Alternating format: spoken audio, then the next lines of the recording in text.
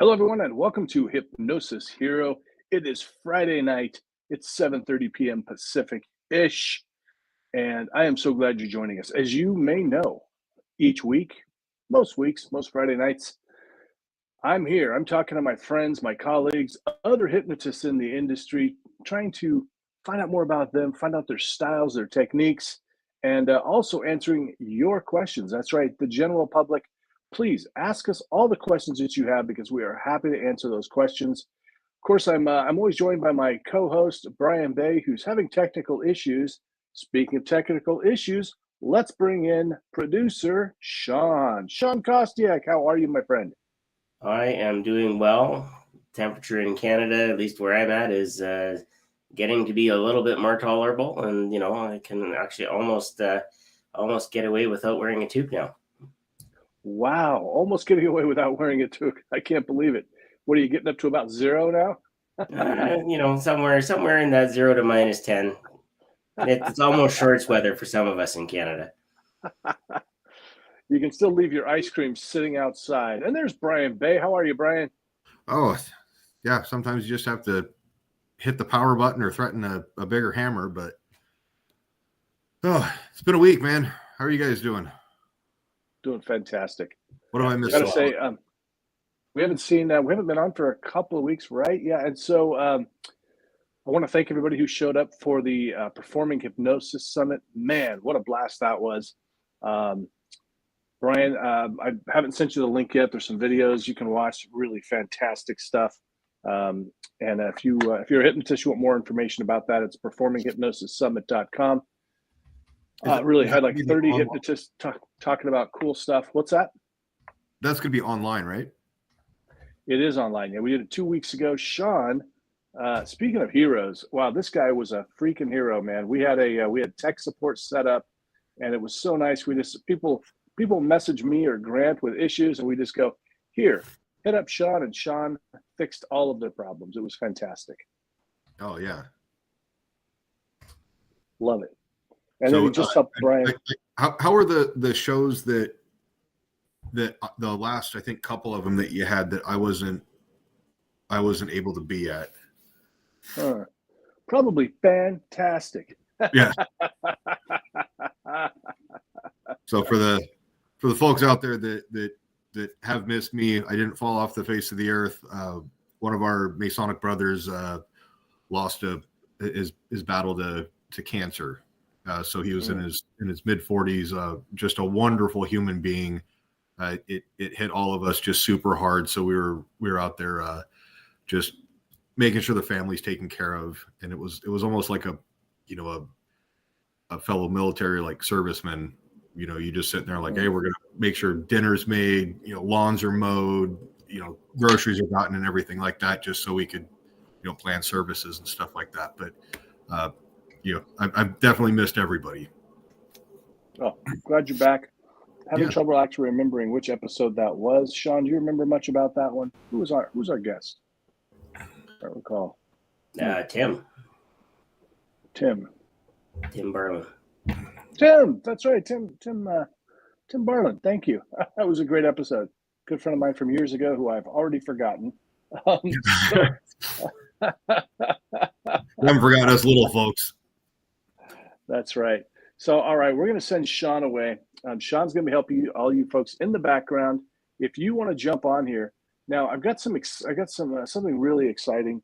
So we're bringing on our guest, and I'm going to drop the link down here. If you want to join us later on, this is the link to do that. It's called wave.something. If you're out there, Becca, hey, Becca's there. Let's see. Yeah, Becca. Hey, Becca, good to see you. So if you're out there and you want to join us live on the stream, you can do that. You can turn your camera off if you're too shy, but it's always better if you're actually joining us. If you just want to ask some questions to our guest or one of us, or if you want to get hypnotized live right here, 7:30 p.m. on a Friday night, we'd love to have you do that. So you click that link and that'll bring us in there. Now, if you're having any kind of trouble at all with that link, please do drop a link down in there, and Shawn will be helping you with that. So, Shawn, goodbye. We'll talk to you later. right. So Brian, this next guest that we're bringing on, he was a speaker at the Performing Hypnosis Summit.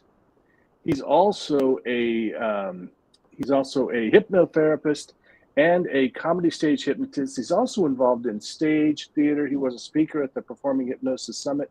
I think I just said that. But anyway, he's also a puppeteer. This guy has a lot of talents. I'm really excited to bring him on the show. Everybody give it up for Mr. Micheal Brody. Hello, Micheal. Hello, my friends over there on the west side of the country, nice and warm and cuddled, and we're freezing here in the Midwest where I am. I'm looking at my computer and it says it's 39 degrees on the Fahrenheit, and I think that F is representative of something else. Nice and warm, yes. Yeah, nice and warm. Rainy, cold, it was freezing. But, you know, really, I mean, Brian, we are pretty lucky. When you look at the Midwest and you look at where Shawn's at, we are lucky, that's for sure. Shawn's in the Great White North, and that's right. You know, well, it's good to be here. I'm excited to be on here. I've talked to all my friends. I've talked to my sister, and obviously, Jim, you helped my sister to come on here, and we're I'm very excited to talk to you guys and share a little bit what I know and hear what you guys have. There's the voice awesome. There's a voice inside of my head, Jim, that due to the calendaring where it gave us the wrong link, Micheal and I went into that one, and yeah. I'm sitting there going, God, how inappropriate would it be to say, hey, Micheal showed me his puppet earlier and all that stuff. But no, we had a little bit of a pre-game conversation and just kind of getting to know each other for about 10 to 15 minutes, where we should have been here beforehand. So I'll have to make a note. My favorite part was Jim going, excuse me, where are you? Where are you at? Micheal and I kind of look at each other and like, oh crap! Per your calendar, like we're following directions, man. I just had somebody else today. When you send like it was like on my calendar. When I add people, I add an appointment or something. They it just says Google Meet, and it's like Google wants everybody to assume that you're meeting on Google Meet, and so damn you, Google. Except I love you, Master. I will help you fix that. Oh, good. Please do. All right. So let's take Google Meet right out of there. Hey, so Micheal, tell the folks, I introduced you a little bit. What did I miss? Tell the folks about you. Tell a little bit about Micheal Brody. Well, I am a comedy hypnotist. Been doing it for over 30 years, about 32 years. I travel around the Midwest, and I do hypnosis after prom parties and all night graduation parties. I do about 30 to 40 of those shows, and then I also go to high schools and colleges and do seminars on hypnosis, about the myths about hypnosis, and talk about talk to like advanced placement psychology classes and interesting stuff like that. I'm also into theater. I've been doing theater for probably even longer. Oh, well, definitely longer than I've been doing hypnosis since the early 80s. And so I'm an actor. I'm a singer. Songwriter. Wow. But otherwise, I'm a normal guy. Wow, look at you sounding like all Katy Perry and Taylor Swift. I'm a singer, a songwriter, an actor. I do this, a little bit of that. Oh, I'm a puppeteer also. There you go. Oh, God, you're like the Swiss Army knife of entertainment. Speaking of the psychology, so I actually met Mr. Brody out at the Michigan Hypnosis Conference. I'm going to see you there again this year, right, Micheal? Absolutely. In fact, as most people know, that Jim Kellner, the world famous Jim Kellner, will be at the conference. He'll be the keynote speaker. Very honored to have him, and I am very honored to have been asked to be the entertainment there. Yes. I'm going to be doing my hypnosis show, and I think this year they're literally trying to get not just all the hypnotists there, which will have very, very incredible hypnotists there, as it was last year too. But I think we're opening the show to the public, so anybody can come and see the show.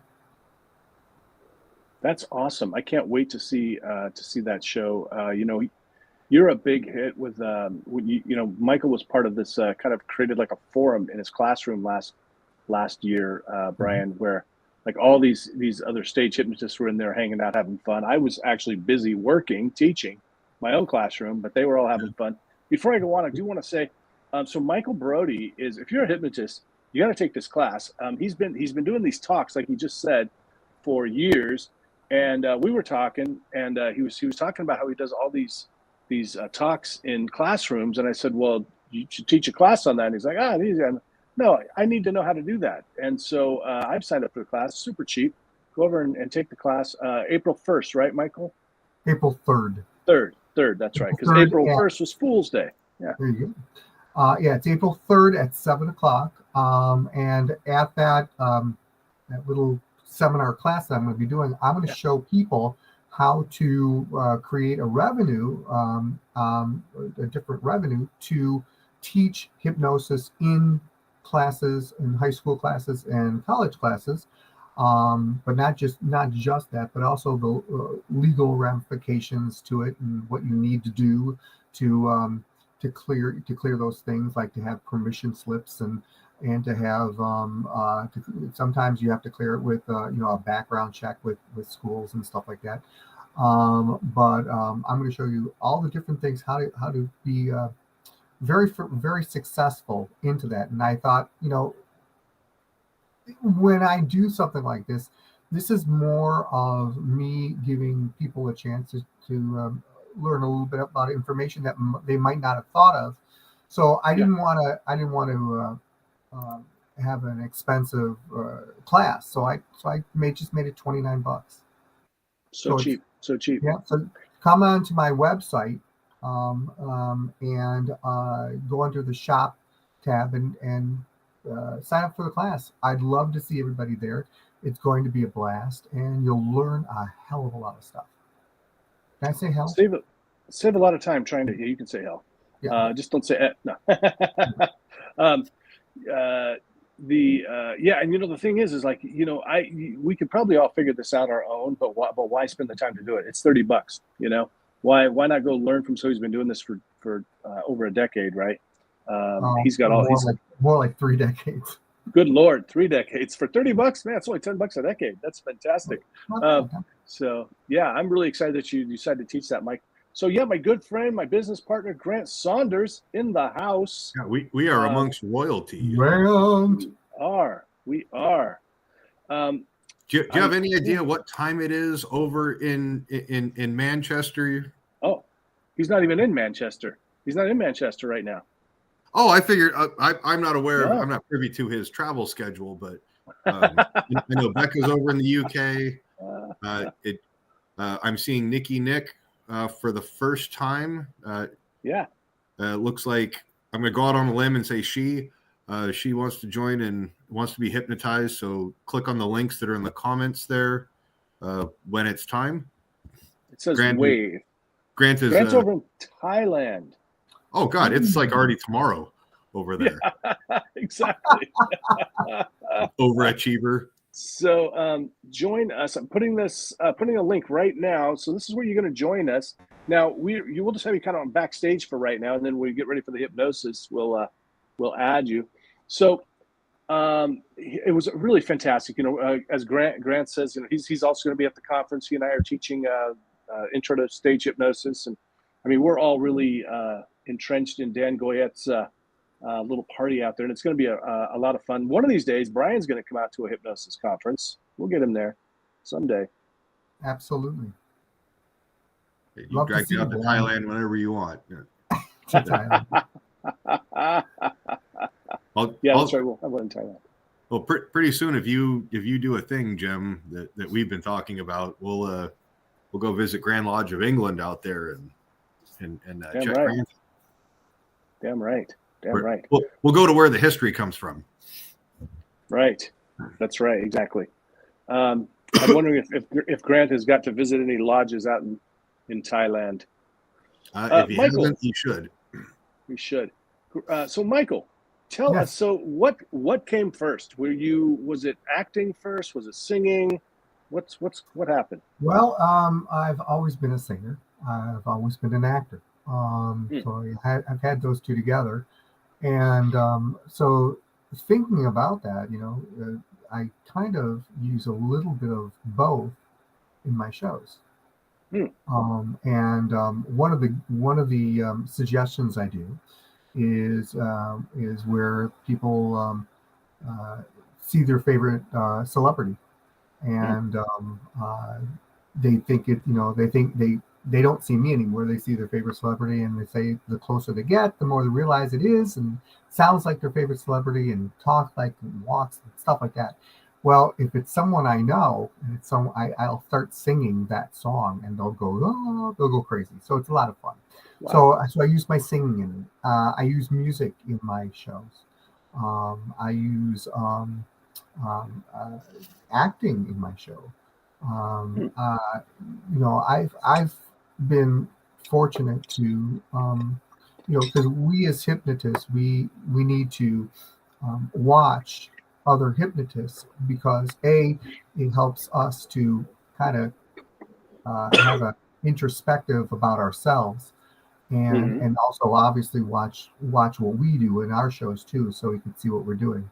So as I was watching some shows, you could see their style, and I noticed my style was quite different than theirs, and that's fine.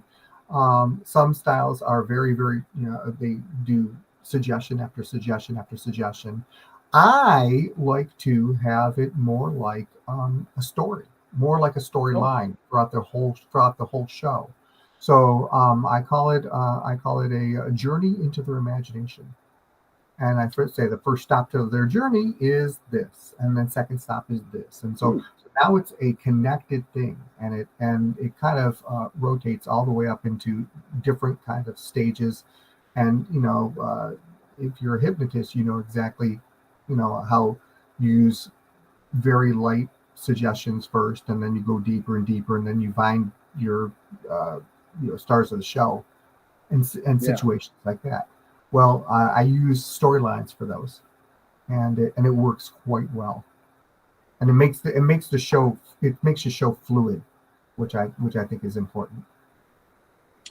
Yeah, I've tried to do that more and more myself. It used to be just sort of okay, and I was talking to somebody about this the other day too. It's like this separate thing happens, and then okay, now you sleep, and then now we do this other thing, and then sleep, and now I'm trying to make it more of a cohesive story, because that's really what human.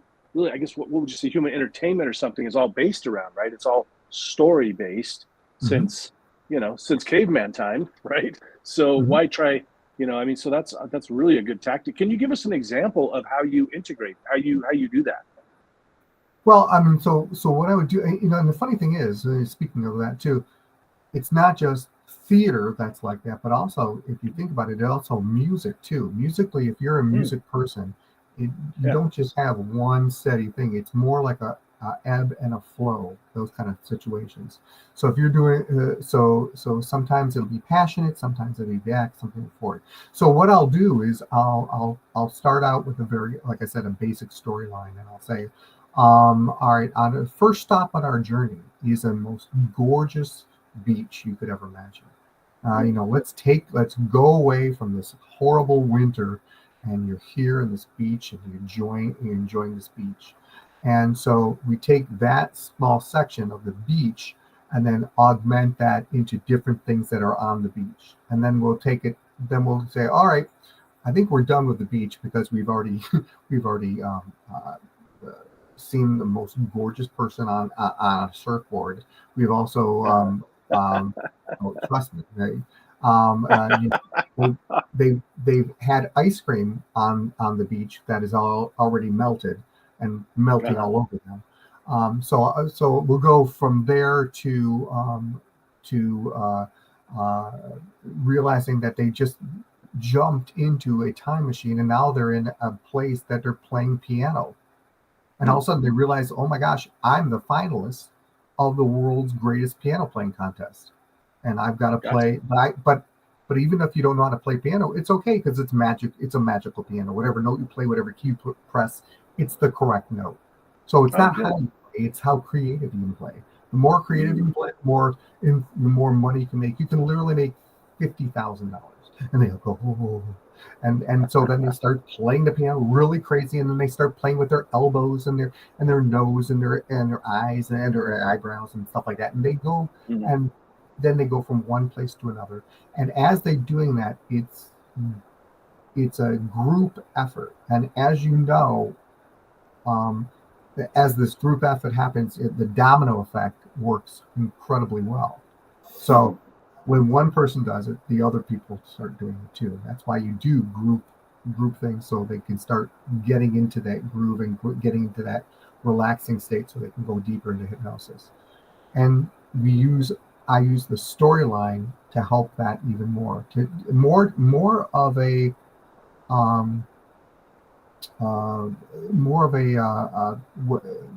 visualization kind of thing, so they can visualize it even more. Obviously, the more adjectives we use, the more they can create something.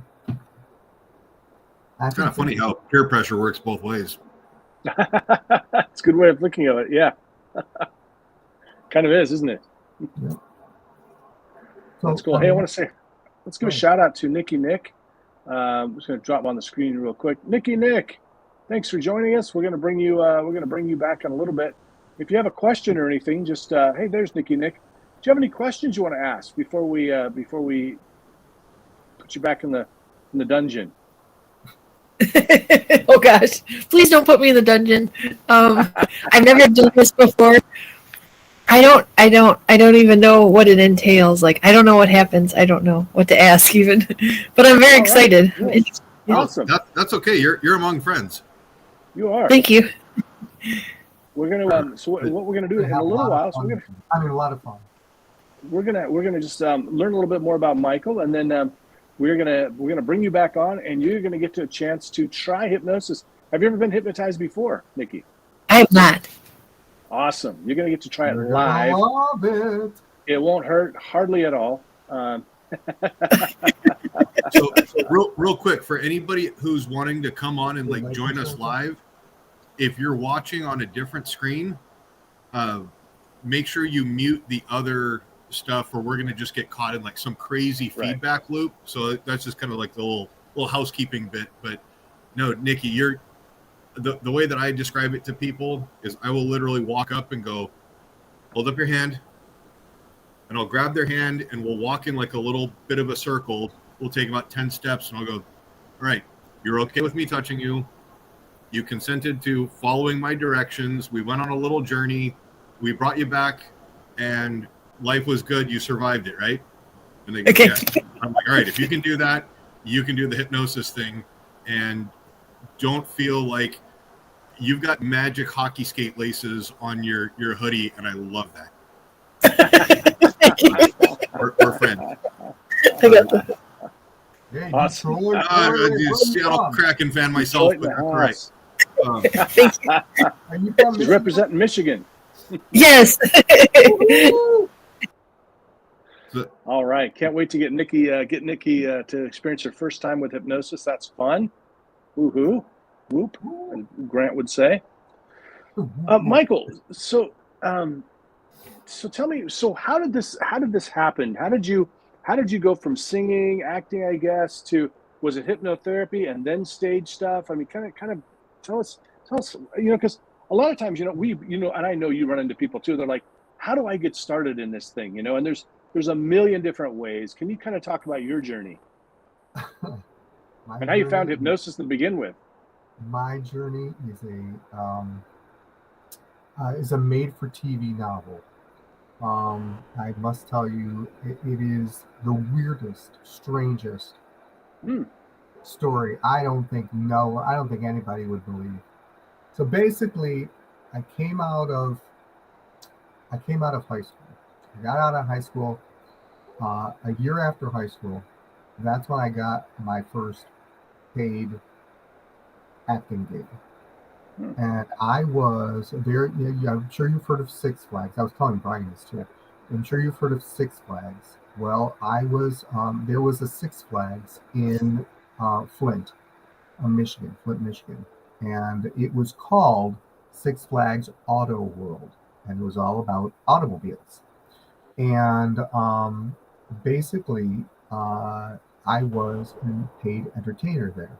There was a puppeteer there that was doing these puppet shows, and him and I got to be friends. And when it was a very slow time, I asked him if I could just try one of the puppets, and he said sure. Well, I started doing improvisation with a puppet that was called Grandma.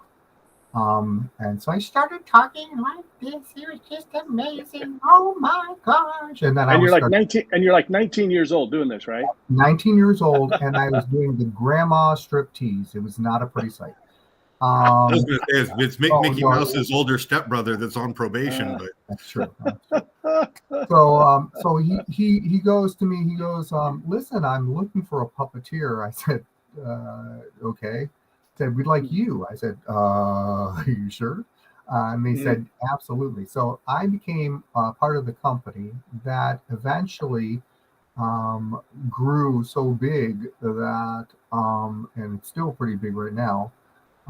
It's called Bowman Entertainment in Indiana, and I became one of the writers and puppeteer, and I was I was on a little bit on TV and doing all this stuff.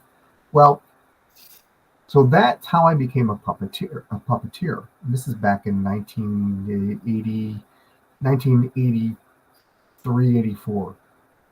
Well, around 1988, I was doing a show in Westchester, New York, right near Yonkers, and there was a hypnotist there. He was a stage hypnotist. His name was Russ Burgess, and Russ was doing this show, and I said, I was in between my shows, and so I said, wow, I'd love to just try and be hypnotized, see what it's like. I've never been hypnotized. Sounds interesting. Sounds really, really cool. Oh my gosh. Well, I tried out for a show, got into a show, and the man hypnotized me like that. He hypnotized me, and I was dancing like Michael Jackson. It was not a pretty sight. I was singing, I was surfing. It was the weirdest thing. After the show was over with. Now the thing is that the county fair that this county fair was 3 weeks long, and him and I after the show, him and I talked and everything, and we became friends. And I told him I was into. I said, I'm a puppeteer. He goes, oh, that's one of my hobbies. I said, really? I said, I really like this hypnosis, kind of interesting. He says, well, I'll tell you what, you show me, let's go out to lunch, and you show me some of the puppetry, and I'll show you the structure of stage hypnosis. And of course, they didn't call it comedy hypnosis back then, but it's stage hypnosis. Well, I learned it and became I was there for like 3 years, and I said, I might as well try this. And so in 1991, I did my first show. 1991, I did my first show. I was excited. And I was even more excited when actually one person went under, when the first person went under, and I freaked out because I didn't know, I wasn't sure how to get the guy out. Okay, so I was a little bit nervous about that. But I was free, and I called up Russ. I said, hey, Russ, look, I got someone under. I said, oh, how do I get this person out? Well, I was just, anyways, this was for just family and friends. Had a blast. This happened for about half a year, and all of a sudden, one of the people who saw me at one of the shows, at one of these friend shows, what happened to have been a principal at a school on the other side of the state. And he goes to me, he goes, hey, how would you like to come to my school and do a hypnosis show for the kids? I said, sure. It's either yeah or no. I'm too scared. But I said, sure. You take that chance. So I take the chance. And it was even better when he said, I'll even pay you a couple $100. I said, sure. Whoa. Yeah. Back in 1991. Yeah. So I went to the other side of the state. 20 chairs were lined up, and I performed for 600 kids. Whoa. You're like your first real official paid gig. 600 kids. 600 Dude, kids. that is, I was just thinking 1999, I was waiting tables. That would have been so nice to be already doing stage hypnosis shows. Let's take a break real quick, Mike. In 1990, I'm not allowed to disclose what I was doing because I was a minor. But I think you're going to Becca's question. That's an awesome one. Yeah. So, Micheal, Becca Rose, longtime watcher, viewer, listener. Sometimes she jumps on the stream with us live. Just wondering, if hypnosis isn't mind control, why do hypnotists kind of make it seem like that? Great question.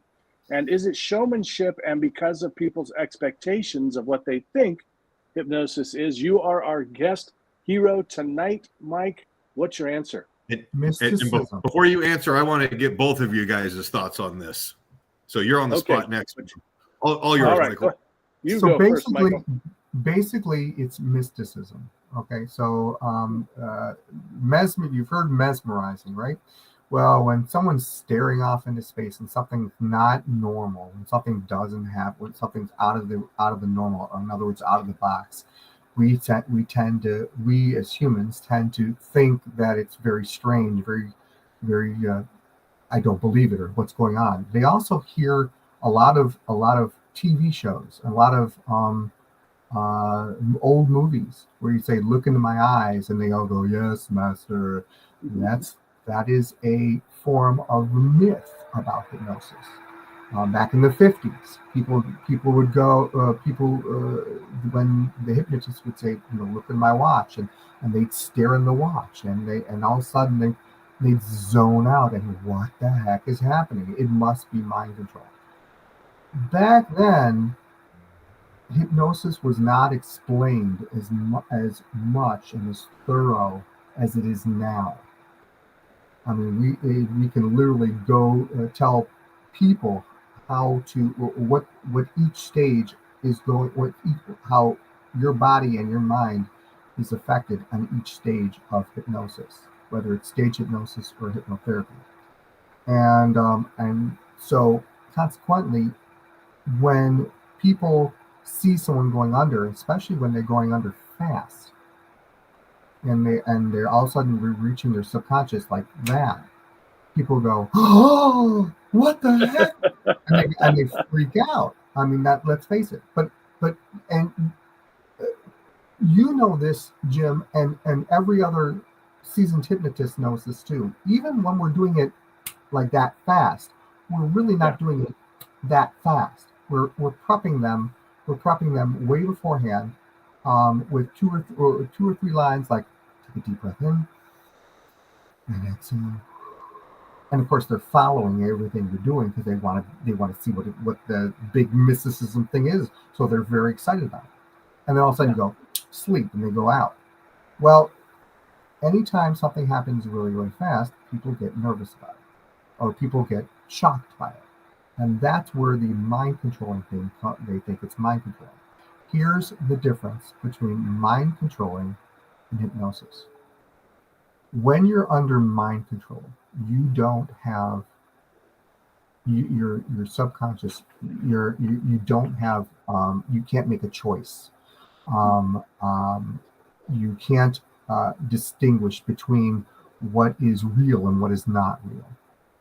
When you're under hypnosis, you know what's going on at all times.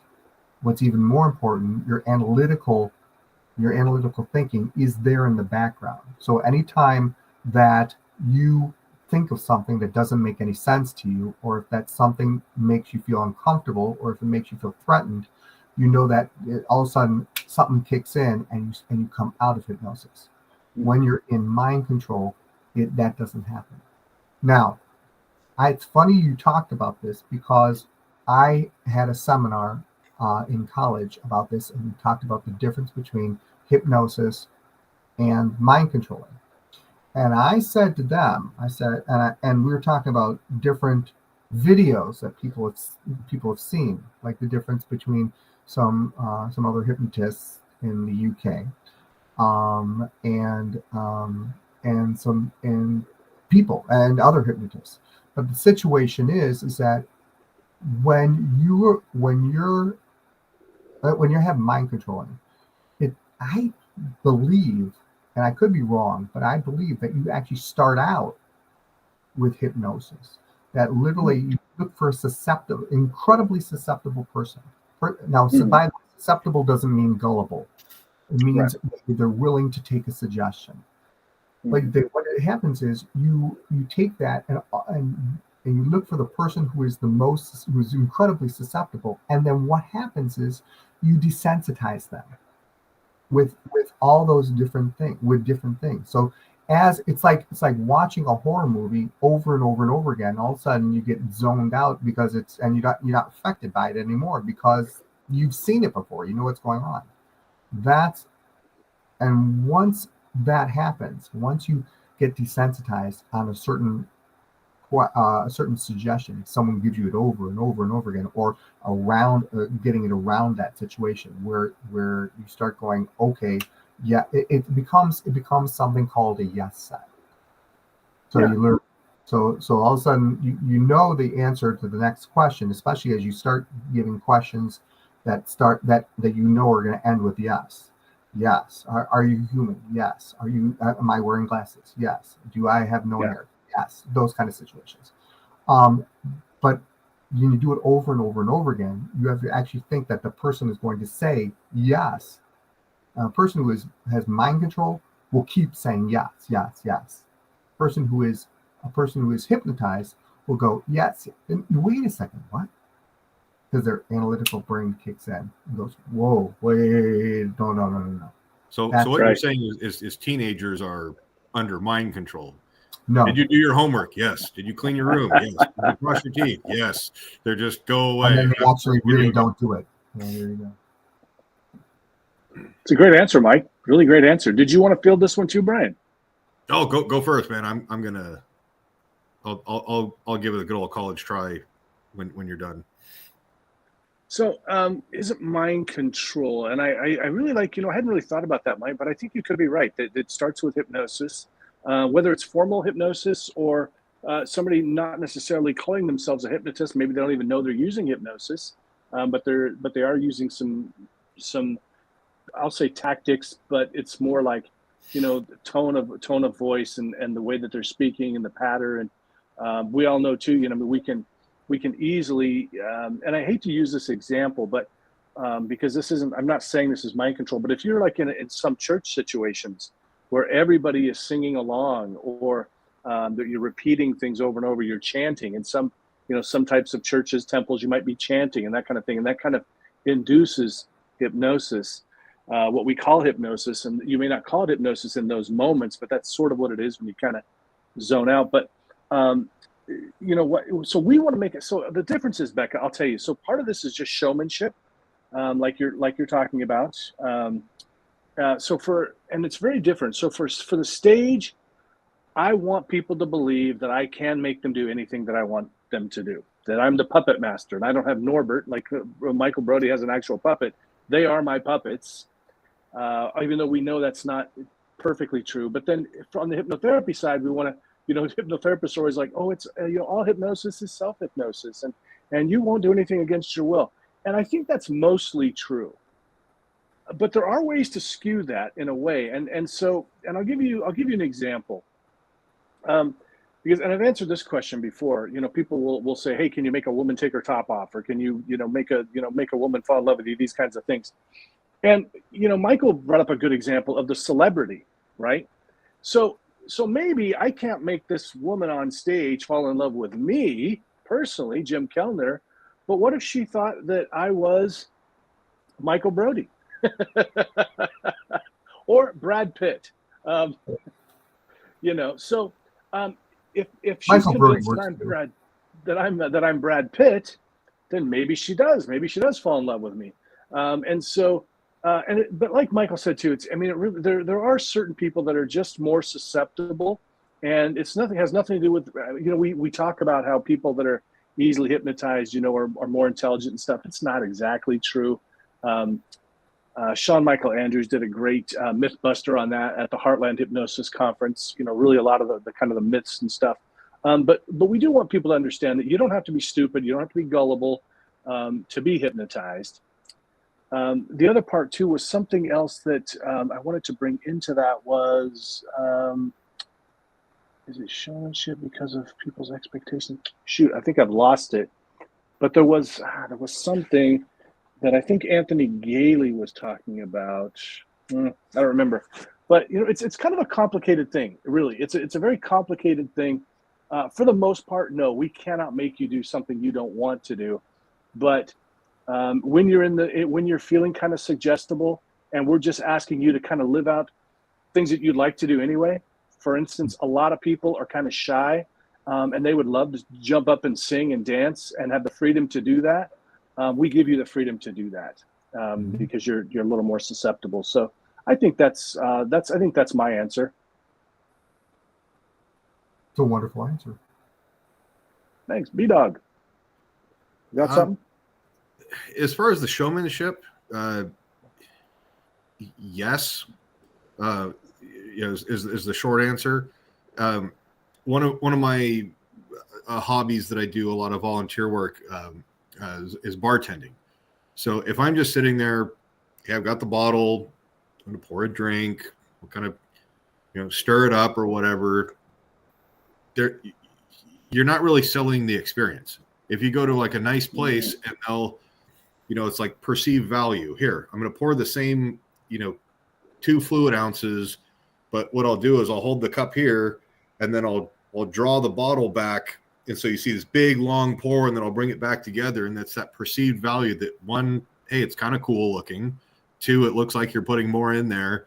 And then if I flip a bar napkin and catch it on the back of my hand, drop it on the table, I toss a garnish, in somewhere, and you kind of spice it up a little bit. People are like, you know what, that $20 drink doesn't seem so expensive anymore. But then there's also how you present yourself. So if you look like you know what you're doing, which I'm, 60% of the time it works for me every time. It's really about, I want to say 60% how you look, 30% how you sound, and then really 10% of what you say. So if you sound confident, you look confident, and you kind of explain to people, because you have a very, very short amount of time to build rapport and kind of establish trust that I'm not going to hurt you. We're not going to embarrass you. But kind of piggybacking on what you said is we're also just kind of unlocking and taking the filters off and giving you permission to be like, okay, it's safe. It's okay to go and be totally silly. But again, we're not going to make you do anything that you would not normally want to do. And I've seen people, even at your shows, Jim, where they're 1,000 miles away. And then it's like, hey, you're the person next to you just smells absolutely horrible, and they'll go wide awake.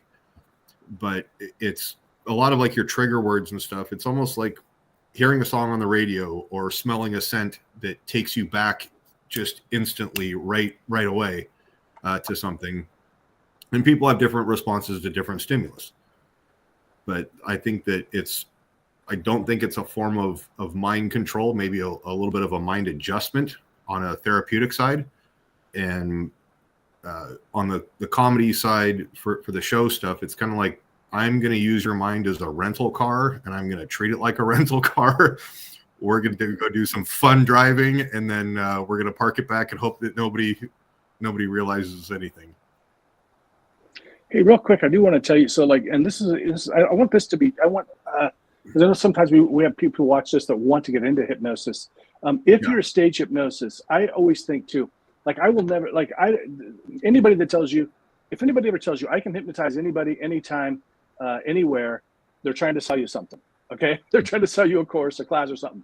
It's not possible. It's just not. There's some people. It's just not going to work every single time. And maybe some people never work at all for them. There's a lot of rapport and things like that. So it's always BS. And I hate when people do that. They're trying to sell you a course. Okay, that's their model. It's hyperbole. That's what it is. So don't buy that. Don't buy that. I mean, buy their program, sure, if you want. But I mean, don't buy that idea. But when I go into a show or a street hypnosis situation, even a hypnotherapy, that's my belief going in. I can hypnotize anybody, anytime, anywhere. And then when it doesn't happen, I immediately roll to something else. And because there's lots of ways to cover the bases when that doesn't happen. But if you're out there, you're trying some street hypnosis or something, and you're trying to practice hypnosis, and people are not getting hypnotized, it may not be that you did anything wrong. It's just that it just didn't happen that time. Michael, what do you think? I absolutely agree. Absolutely agree. Everything you said. In fact, there's we as human beings, we are all different, and because we're all different, we think differently, which means some people use the right part of their brain, the creative part of their brain more. Some people use the left part of their brain more, the analytical part of their brain more. People who are but let's face it, we all use both sides. Some are 90% one way, some people are 10% the other way. It doesn't matter. We're all a little bit of everything. Remind me to touch on that in a second when you're done. Okay. So the situation is that people who are more creative have a tendency of going under easier because that is the part of the brain that we're using when you're hypnotized in your subconscious. So what happens to those people who are mostly left-brained? Well, it's harder for them to go under because they have so many questions to answer and ask. And so when they ask all these questions, you're literally your brain is going to a whole bunch of different areas. So you can't focus on one thing and block everything else out. So that's the reason why analytical people have a harder time to be hypnotized in a comedy hypnosis situation. Because they have to have all their questions answered. In a hypnotherapy situation, it's easier to hypnotize someone who is analytical because you have that time to answer all those questions even before you even start. Yeah, good points. Brian? Kind of going back to if you're trying to do hypnosis and it doesn't work, going on that left brain, right brain thing, it kind of depends on how they learn or how they respond to. Like for me, I'm a very visual person, so I try to paint a picture with words, whereas somebody else might say, I just need you to tell me what to do. Don't give me a whole lot of choices. For me, I think my first experience, the hypnotist had me lay back and she was like, now just pick any place that makes you happy. It could be anything in the world. And I'm thinking to myself, well, I like skiing. I like riding dirt bikes in the desert. And I'm focused on all these different things. And now I'm kind of going like, all right, which one should I pick? Am I kind of falling behind in this? Am I going to lose something? It just caused me to be like anti-relaxed. And it was, but if you're doing something, the asking questions part is kind of like your pre-talk, getting to know somebody, building that trust. And then once you're doing the hypnosis, you're giving them directions. It's, I want you to do this. Now I want you to do this. And it's not, hey, do you feel yourself getting, going deeper? It's feel yourself. I'm giving you a direction to go do these things and give them that visual experience. Yeah. That's a really good point. And, and that's another distinction we make in stage hypnosis and street hypnosis. We're very much, I don't have time to say, to use permissive language. So in other words, I want them to sing and dance. I can't, in a moment you may feel compelled to jump up and sing like Taylor Swift, right? It's, you are Taylor Swift. And then if they don't do it, then we roll with that and we move on to the next thing or something, because it just doesn't happen all the time.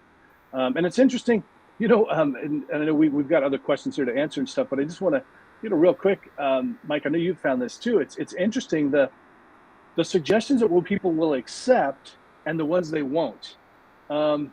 it's I've had like the missing body part.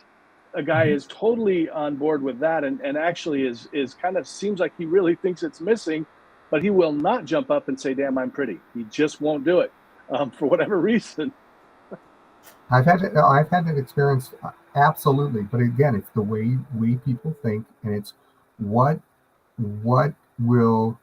people think might be embarrassing to one person could not be embarrassing to another person.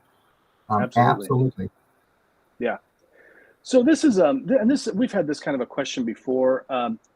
These gangs and stuff. This is an excellent question. Yeah. And it's, I mean, you guys go ahead and field that first. Go ahead. Michael, talking about these gangs that use, they wonder if they're using hypnosis to swindle the elderly. I don't know if it's I don't know if it's more swindler or more hypnosis than just threats. I mean if people, here you are, if someone is attacking you or something is happening that's really dramatic, well, what's the first thing that's going to kick in? Obviously, it's adrenaline, and it kicks into your brain. When it kicks into your brain, you go into a fight or flight mode.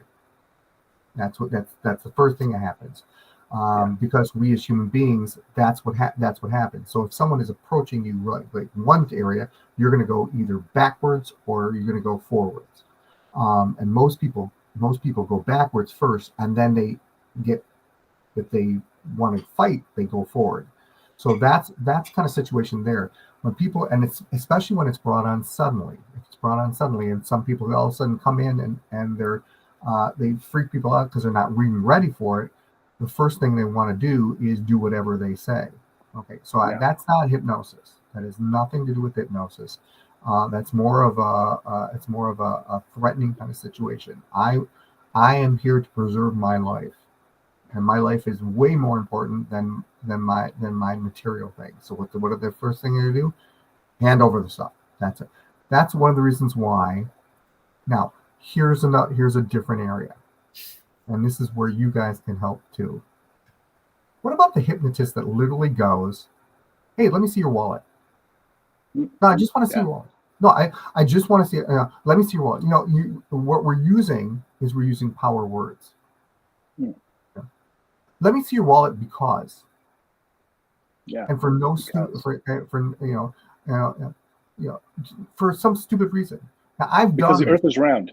Yeah, I've literally done. By the way, I've done this to other people, to friends, and literally gone, "Let me see your wallet because I just want to see what color it is," and they hand out their wallet. I said, "Oh, interesting. Is it here? Give me your wallet because I want to see. I want to see if maybe I want to buy something like that." And I just take their wallet and I put it in my pocket, and I start walking away, and they and the people around them go, "What did you just do? You just gave him your wallet." So I mean that does work, but why does that work? It's a sudden situation. It's a sudden impact situation that happens. So you don't have time to think about the morals. All of a sudden you go, "Wow, what's going on? What?" And then later on you go, "Wait a second." Your analytical part kicks in and goes, "Wait a second, that doesn't make any sense. Stop that. Give me back my wallet." That's the kind of situation that happens. So what, is that the same thing as here? No. Because here you're in a life or death situation. I mean, I can see this playing out in a different way, more towards, in the Philippines, it's a popular tourist destination for, retired folks. I could see that being kind of a setup where it's like, "Hey, come get hypnotized, et cetera, here you're going to be compelled to, take all this stuff off." And especially if you're, kind of by yourself, it's, "Oh, here, this necklace is getting in the way. Here, I'm going to just, remove it from you real fast." And then all of a sudden it comes off your neck. It goes into their pocket and nobody's really the wiser because they went, "Hey, this is kind of a safety, whatever it is." But, and then all of a sudden it just never gets given back. I can also see kind of like what Micheal said, where it's like, "Hey, let me see your wallet real fast. Oh, that's a nice watch. Here, let's take a selfie with your cell phone."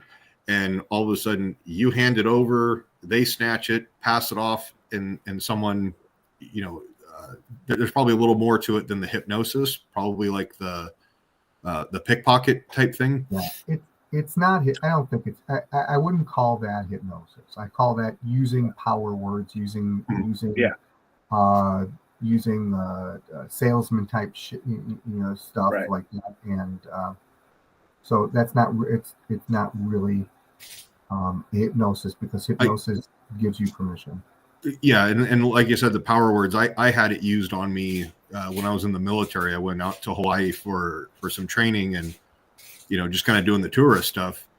The guy was like, "Oh, here, get a Polaroid with the parrot, and you can, we'll take some pictures." And then he's like, "I was like, it doesn't cost anything." He's like, "No." And then he goes, "Hey, I do this stuff," and gave me this little spiel, and I'm like, "All right, cool. Here, I'll give you a couple of bucks." And he's like, "Oh, come on, throw another couple bucks in there." And I was like, "Yeah, all right, here, I can give you a 20 or like a 10 or something like that if you got."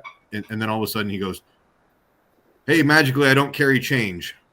And and then just kind of me not wanting to make a scene, I'm kind of like, okay, yeah, whatever. Yeah. I was 21 or 22, and they kind of prey on that using those power words, and people don't want to make that scene.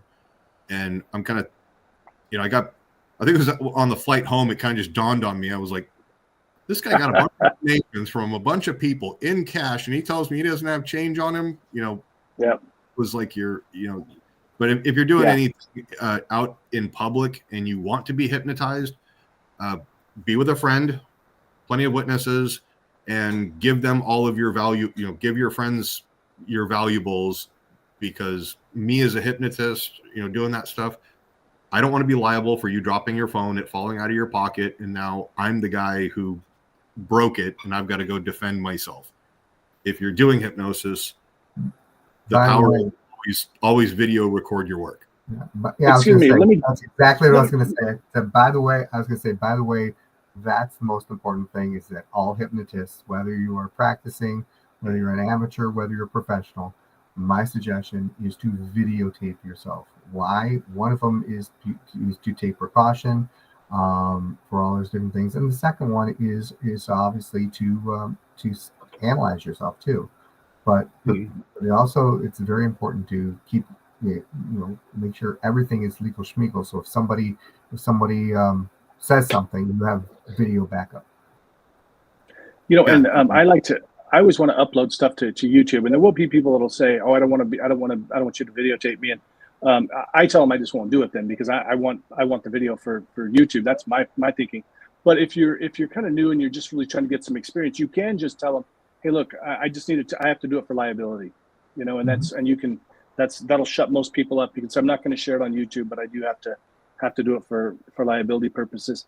Hey, I want to remind everybody, download the Hypnosis Hero app. I've got a bunch of recordings in there, going to help you sleep, get over anxiety, all kinds of good stuff like that.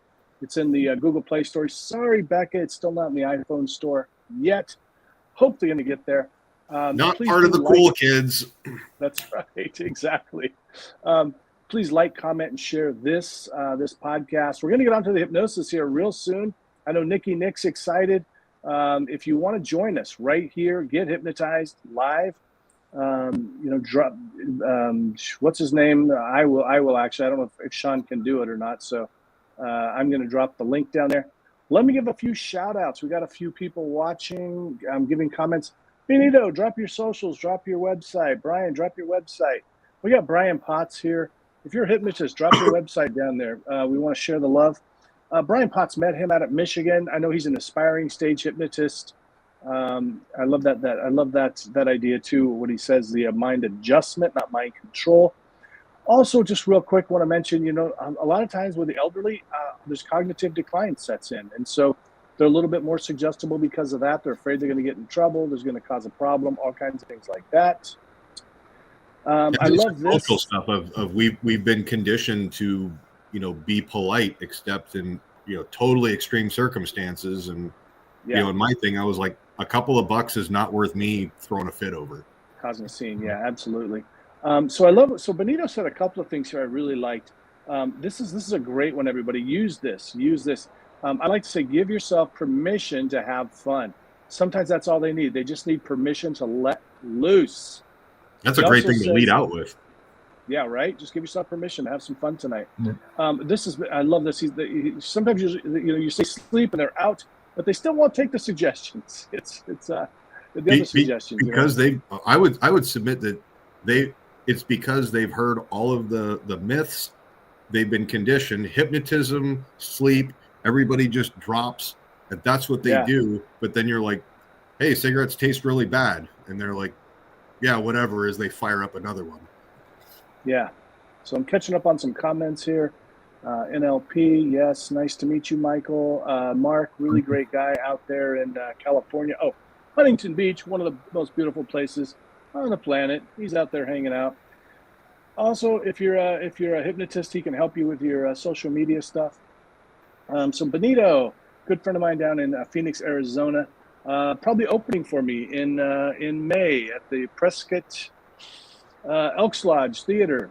It's an actual real beautiful theater, everybody. Come out and see it. Benito, I just tell them I'm videoing so I can send you the link so you can watch the show. Hey, that's pretty cool. Absolutely. Yep.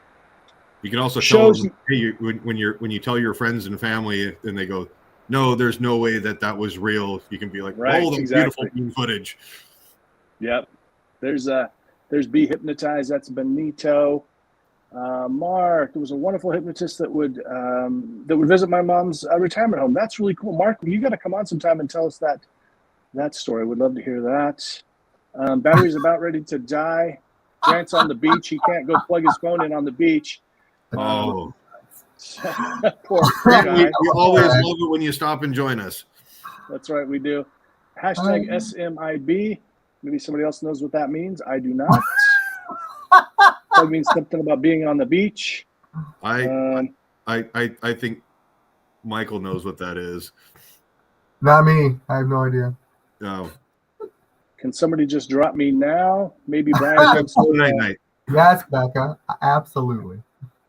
Benito made me cry because Stevie Nicks was sitting in front of her. I love that. Oh, that's what I was. No, I did say that. Never mind. Okay, good.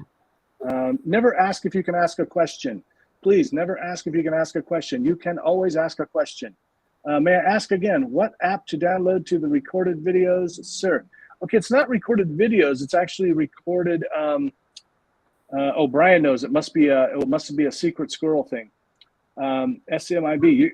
I think you just failed the test, Brian. You're going back to junior. Now I know what it is. Okay. Too late. You're already been demoted. Goodbye.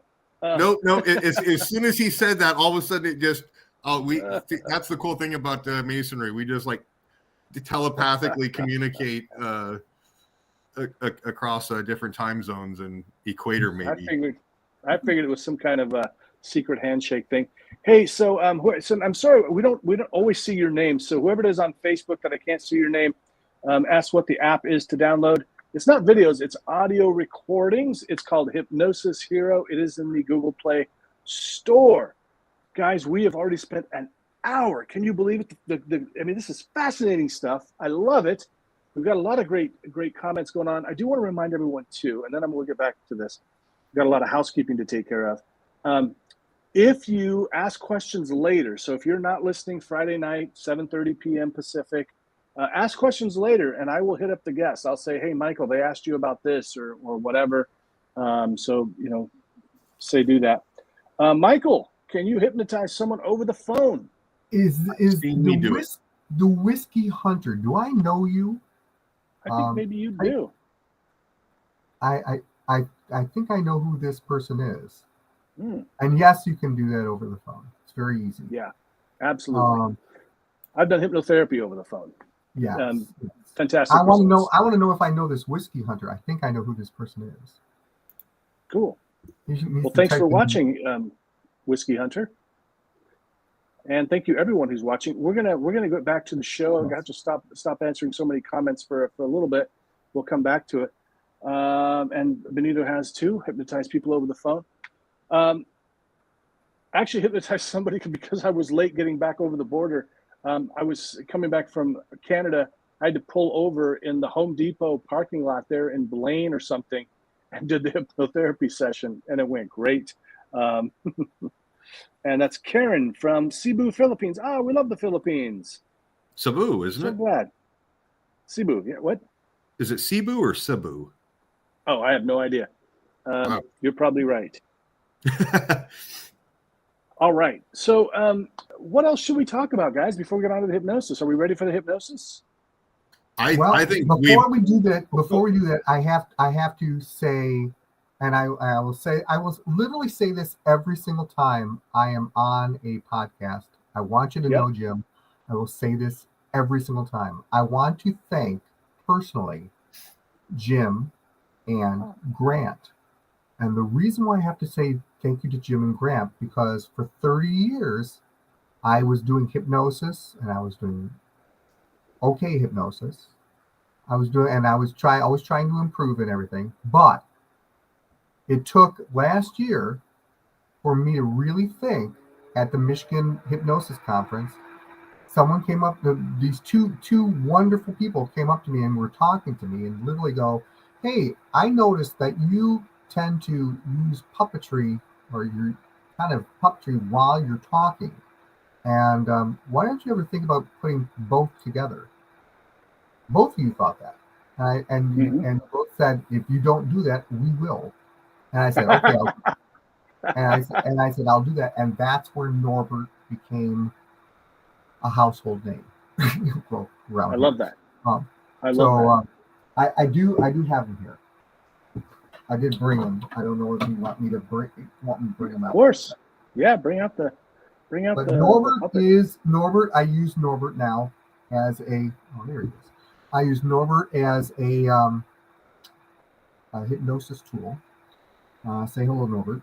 Hi, people. Nice to see you. Good to see you. Oh, I'm on live podcast stuff. Oh, so well, is my hair okay? I am so lovely. Okay. Anyways, this is Norbert, and Norbert is obviously a puppet, but I brought him to life because of these two gentlemen, and I never thought of actually doing hypnosis with a puppet, and it's kind of interesting. So it's like Jeff Dunham on hypnosis. It's so strange. And how's it been going? Integrating the puppet. Quite well. I've been very fortunate to say quite well, and literally, he is invaded the high schools and colleges on our tour. It's true. They look at my eyes and have a staring contest. Guess who wins? You'll never believe it. Anyways, but what I do is I again integrate him into this kind of story, weaving a story, and talk about his what he does, and how different customs are on Mars than on the Earth, like how we greet each other. I know you guys shake hands. No, we don't. We do the Martian hoedown. They do the Martian hoedown, and that's how they say hello to each other. And then, of course, people who are hypnotized do the Martian hoedown. So. That's awesome. That's awesome. And I got to tell you, this is the reason why it's helpful for us. Instead of feeling like we're all competing and we're all enemies, cooperating. I learned so much from going to conferences too. I learned, like Richard Cole, man. I took his class out at HypnoThoughts, and good Lord, I learned so much good stuff. It's so much. I'm glad that's working out for you, buddy. I appreciate it more than you'll ever know. And again, I will absolutely 100% every time I go somewhere mention both of your names, because I would never, for some reason, I would have never thought about that, and I don't know why. But thanks, thank you. Isn't that interesting? And this is such an interesting thing too when we think about, because I know you're a hypnotherapist as well. Do you practice much hypnotherapy right now? Yes. Here's the thing. I know a lot of people, and again, life is literally a learning tool. And I started a practice back in the early 2000s. And I had an office, and I realized that was the worst thing for me. I didn't realize it at that time. I kept wondering what was going wrong. First of all,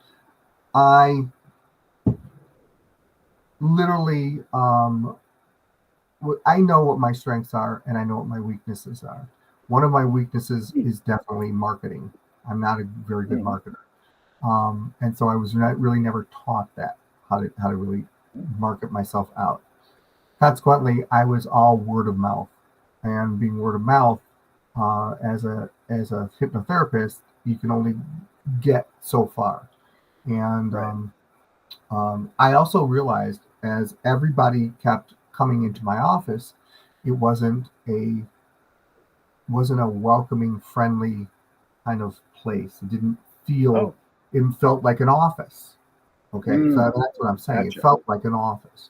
So I went, wait a second, why am I spending all this money per month to do this when people feel uncomfortable? And a lot of people couldn't go under as fast as I'd like them to, even in a therapeutic situation. So I dumped the office and decided to do home visits. So I became a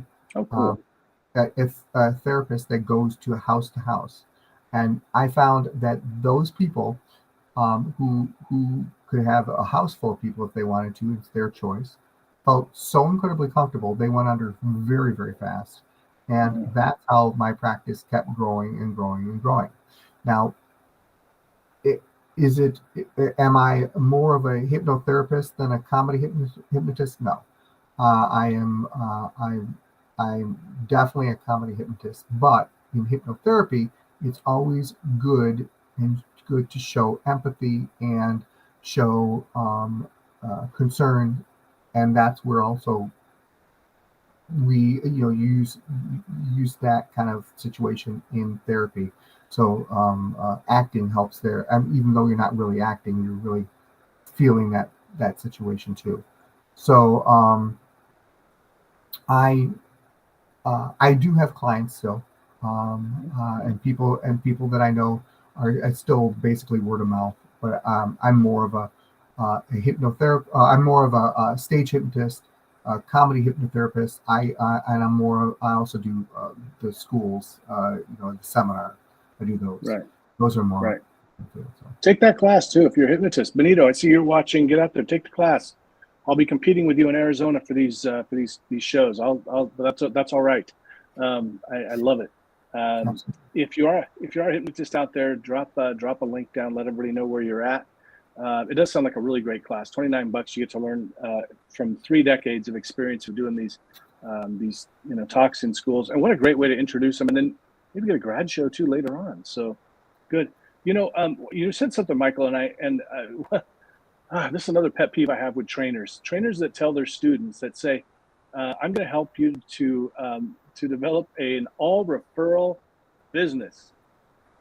And I got to tell you, that is a great goal. And I meet new hypnotists sometimes, and they're like, well, I don't really do marketing because my goal is to have an all referral business. And Michael, would you agree that referrals are the absolute best clients, right? They're a slam dunk. They take my money.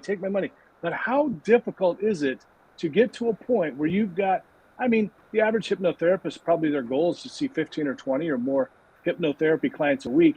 If you're waiting for referrals, guys, I don't care if you are the best hypnotherapist in the world, it's going to take you a while because you got to figure at first you're going to see 1 or 2 clients. Now, are they going to tell somebody? Probably not.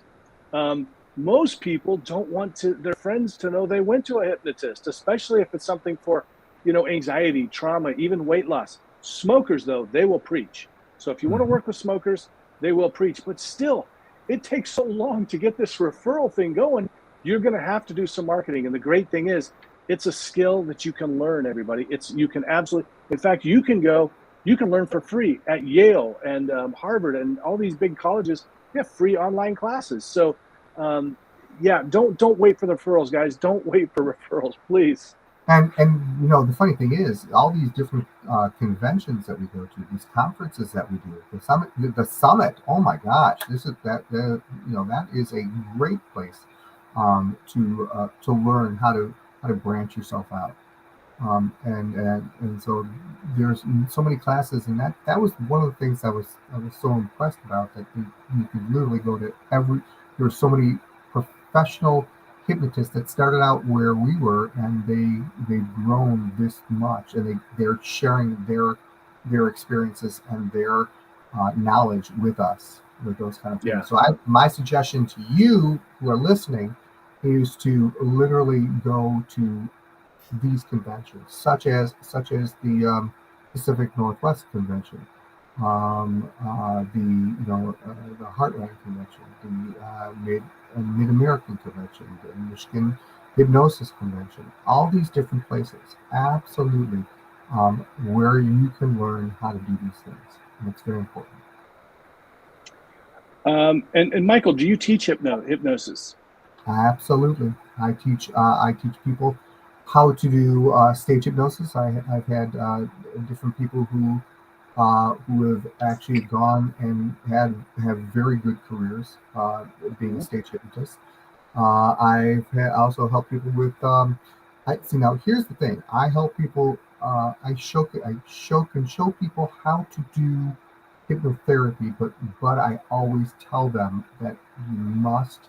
It's so important to be certified, to take classes that it will give you that license, or they give you that certification to do those things, because that it proves to people, your clients, that you know what you're doing instead of just faking your way through it. So that's important. And so definitely be certified. And then one of our viewers asked, is it possible to learn the hypnosis from, I'm assuming either one of you guys, even if they're in the Philippines, so I'm assuming there's going to be some type of like remote learning or consulting via like a video chat. Can you? Yeah, you can learn it anywhere. I mean, well, and I'll tell you, I'm actually. There's a guy, Roy Hunter. He's really he's a leader in our industry. He's just given me permission, and I literally just got it this week to teach his 4-quarter program, and I am setting it up at my online academy. So I'm going to be teaching that online and also in person in the Pacific Northwest. Brian, if you have ideas of locations, let me know. I'm going to be doing it once a week. I got to tell you though, I don't know what the laws are in the Philippines, and so I don't know if what you would learn from me or Micheal would be considered adequate. You really want to check into your laws, because it's probably pretty loose. Most countries are, but we can certainly teach you some hypnosis. Like my first class is Hypnosis 101, so you can learn about hypnosis.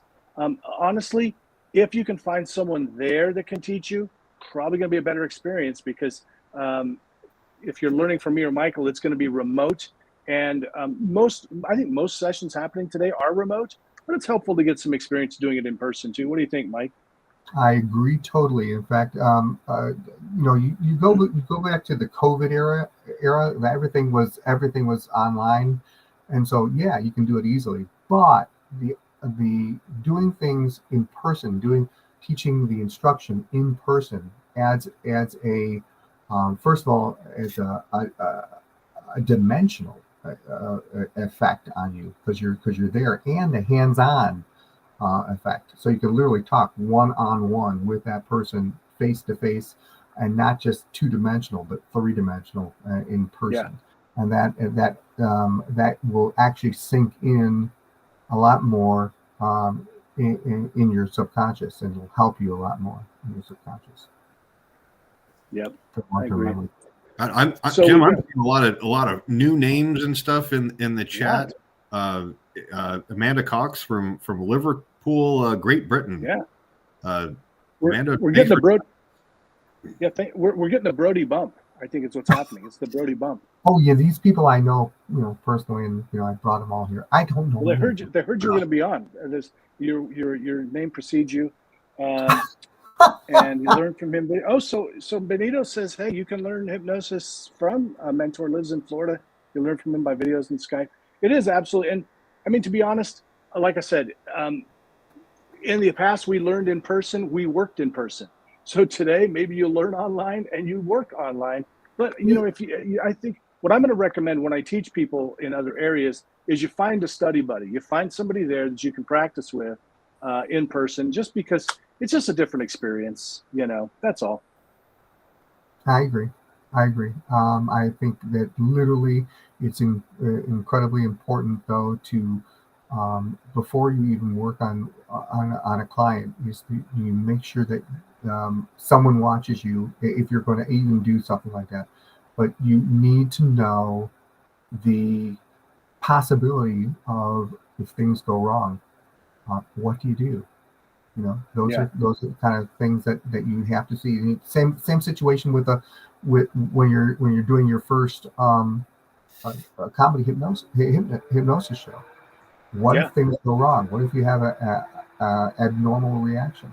What do you do? That's one of the reasons why I believe that every comedy hypnotist should have a little bit of improvisation, acting. What's going on? Absolutely. 100%. This is, and Micheal, this is what I tell, and we're going to get started with hypnosis here within about 10 minutes. So keep listening, everybody. We're just a fascinating conversation and really great questions tonight. Really appreciate all the people watching and sharing and liking. And if you're not sharing and liking, you may feel compelled now or in a moment from now to share this podcast. That made me lose what I was thinking about. What was I talking about there? So we got Bill Gladwell, one of Tony Robbins' students who Benito recommends.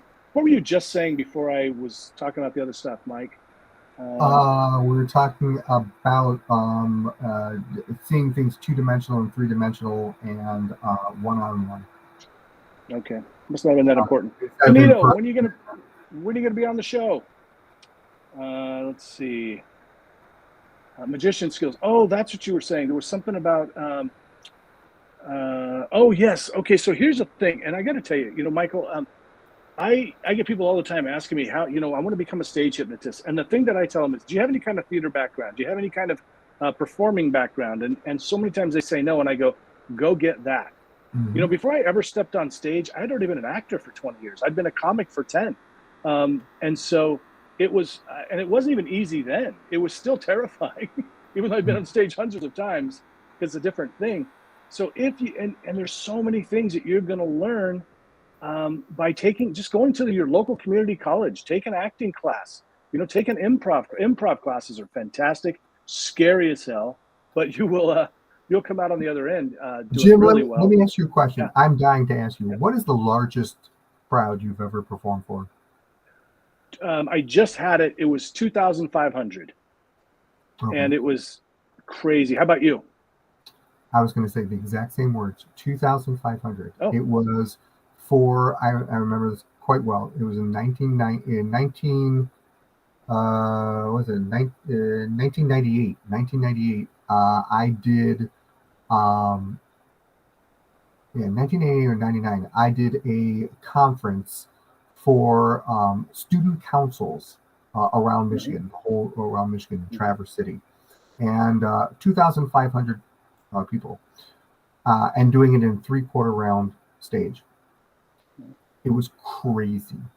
It was crazy because you had to literally wait longer because of the laughs and the applause and the giggles. But the best part about it is that when we're starting to do the induction, you could hear a pin drop. Wow. Yeah. It was chilling. You could hear a pin drop, and the video watching 2,500 people, and I will never forget that day. It was quite interesting. Yeah, I just had mine about a month ago, and it was. The sound was deafening because it was kids. The same thing. It was they were from everywhere from about, I think, first grade through high school, and oh my goodness, it was just so loud, and I just had to tell them, hey, when I do this, that means stop. I pulled my hand. This means stop because it was too much. The whole show would have just been, cheering and stuff, and I had to do 2 or 3 suggestions because it was the laughter was so long. Yeah, and I have to admit, I had a bit of a challenge. One of the things I'll tell you, I've decided after this show that I'm not going to do it anymore. Is I try to get all ages involved. And so, and they had it difficult because the high schoolers were way up top and the other kids were here. And when I was picking and stuff, I ended up with a lot of younger kids, and they weren't great subjects. You know, high schoolers are the best. Even middle schoolers are great. But the younger ones, not so great. And I had too many of them. And it kind of got a little bit out of control. So I would have done things a little bit differently. But, man, I tell you. And then the great thing, too, is I do this. I hold up my phone and I go, all right, let's have a cheer for TikTok and for my TikTok. And they went nuts. And then I get a bunch of followers on TikTok and Instagram and everything afterwards because of it. Mm-hmm. Oh, yeah. It's a lot of fun. Yep. Especially when you tell everybody, hey, you're going to be on YouTube. And all of a sudden you see your subscribers. It whole thing pops up. Totally. Yeah. Absolutely. Speaking of subscribers, you've got some really, Benito talked about watching one of your shows from Oakland or Oakdale or something. Yes. Oakland Activities Association. Yeah, I did. I just put that on. I've decided to start putting on full shows. Cool. For when I do these shows. In fact, I'm doing another show tomorrow. Nice. And it'll be. It's about 2.5 hours away. I'm going to be driving, having a lot of fun, and then I'm going to do a show, and then I'm going to put it right back. I'm going to put it right on YouTube. So I will. I found that as I put these full shows on, people are seeing it more. They're more interested. Yeah. That's wonderful. So I didn't think about that. I didn't know that. I always put one or the other. But yeah, I decided to do that. Benito was talking about younger volunteer math genius, and he was a flopper. Floppers are hysterical, but it's always a danger for a hypnotist to have floppers, especially depending on the floor, because what you're doing is even before the show starts, you want to make sure things are very, very safe. So you want to make sure that the chairs are not near the edge of the stage or on the sides or next to some wall. I saw a video show of people dropping people from a standing position next to a wall. I hate those. I hate those. Oh, dude, I hate those. I heard somebody. Go ahead. What's that? I was going to say it's literally a liability ready to happen. I feel it's an ethical thing too. Why would you put them in harm like that? And it looks cool. Believe me, if I'm a layperson, it looks cool. As a hypnotist, I'm cringing. And what I heard is a colleague of mine, he actually asked one of the guys that does that kind of show, asked him about it. Aren't you worried they're going to get hurt? And this person said, no, the subconscious mind will protect them. And I'm going to tell you right now, that's bullshit, because I've accidentally said sleep when kids were up dancing, instead of saying freeze, I accidentally say sleep. And I've had kids fall down, smack their head right on the floor. And that's when you're praying, oh my goodness, I hope they didn't get hurt. So don't think that don't rely on the subconscious mind protecting them. I just feel so bad for these kids. So lawsuits, yes, but also you want to take a chance on hurting somebody because you want to look cool. It's awful. All right, here's a real quick story. I know we're having way too much fun, but I got to tell you a story about this that other hypnotists want to hear. So I did this early in my career. I did this show. Had everybody up there, ready to say sleep. I had floppers in there. Kid was sitting, a high school kid was sitting on an end, and I said the word sleep, and the kid flopped down and hit his head right on the stage. And as he got up, this is before I said, before I went, everybody needs to stay on the stage. You sit in your chair. You need to be, because that's what makes you safe. That's before I did that. Wow. The kid fell down, hit his head, he put his head up, and he was bleeding. No. And that was terrible. And it was terrible. Okay. So they took him out. And of course, he comes right out of hypnosis because of the sudden shock. So he went and got his head bandaged.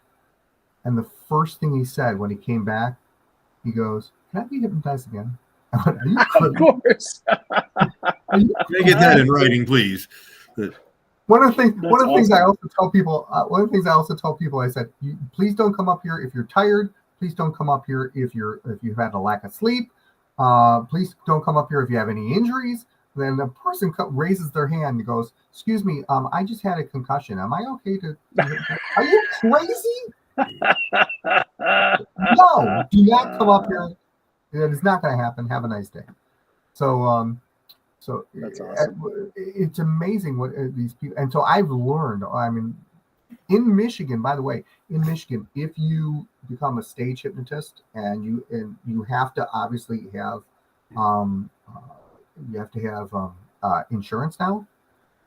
Yep. You have to you have to learn what abnormal reactions are. You have to they teach you exactly safety rules, things that you need to learn, and then you have to have a quiz to make sure you know what you're doing. Otherwise, you can't get licensed. Or and where was that again? Insurance. It's more for insurance, not license. But is this a Michigan thing? Gotcha. Or? I think it's a national thing. Well, I think you're talking about Safe on Stage, that program. Yes. Yeah. So you don't need and here I'll tell you. So there's good news and bad news. Like if you go with PEEP, you don't need that. I'm I using do think it anyway because this way I have a $3 million $3 million liability insurance. So do I. And but I just re-upped with PEEP. Who are you with now? You said. Name.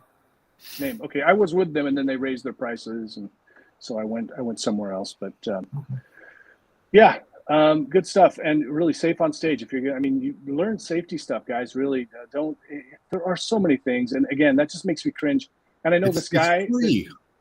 There's a. It's free, and there's a guy. He's very famous for this induction. He's a really well-known guy, and I'm not going to say his name because I'm not going to badmouth another hypnotist. But I got to tell you, I really think it's irresponsible. I know he sells a lot of courses because of it. Probably sells a lot of shows because of it, but it's so unethical. And don't take a chance on hurting volunteers just so you can look cool. It's it sucks. And for the people that are being safe, it looks like our show isn't as cool. So it's kind of an irritating kind of a thing. But I'd rather be safe. So I'll say you as the hypnosis subject are also not in a wheelchair for life, and it's basically, doing some of that clownery stuff is, you're gambling with your livelihood and potentially your freedom, depending on where you're at.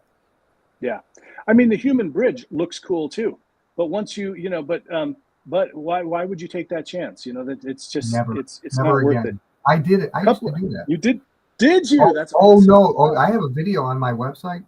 It is, I took it one step farther. I took it one step farther. What I did is I took the human bridge and I had two chairs and had them. I had the two chairs back, not back to back, but farther apart, and I had them lying across the top of the chair. Wow! And then have someone stand on top of them. Wow. On top of that. So you can see, I have a video in it. The good old days, man. The good old days. After I took the safety first. I'm sorry. I literally I've never done it since. Yeah. So I remember that one of the shows that you and I did. You had me jump up on and do a guest spot. It was in the like Ballard or something like that. It wasn't Laughs, but it was one of the other ones. It was in that like bar. And all of a sudden, this one lady has an ab reaction. It wasn't like a super crazy one. It was just she was kind of just weirded out in her own way. Yeah.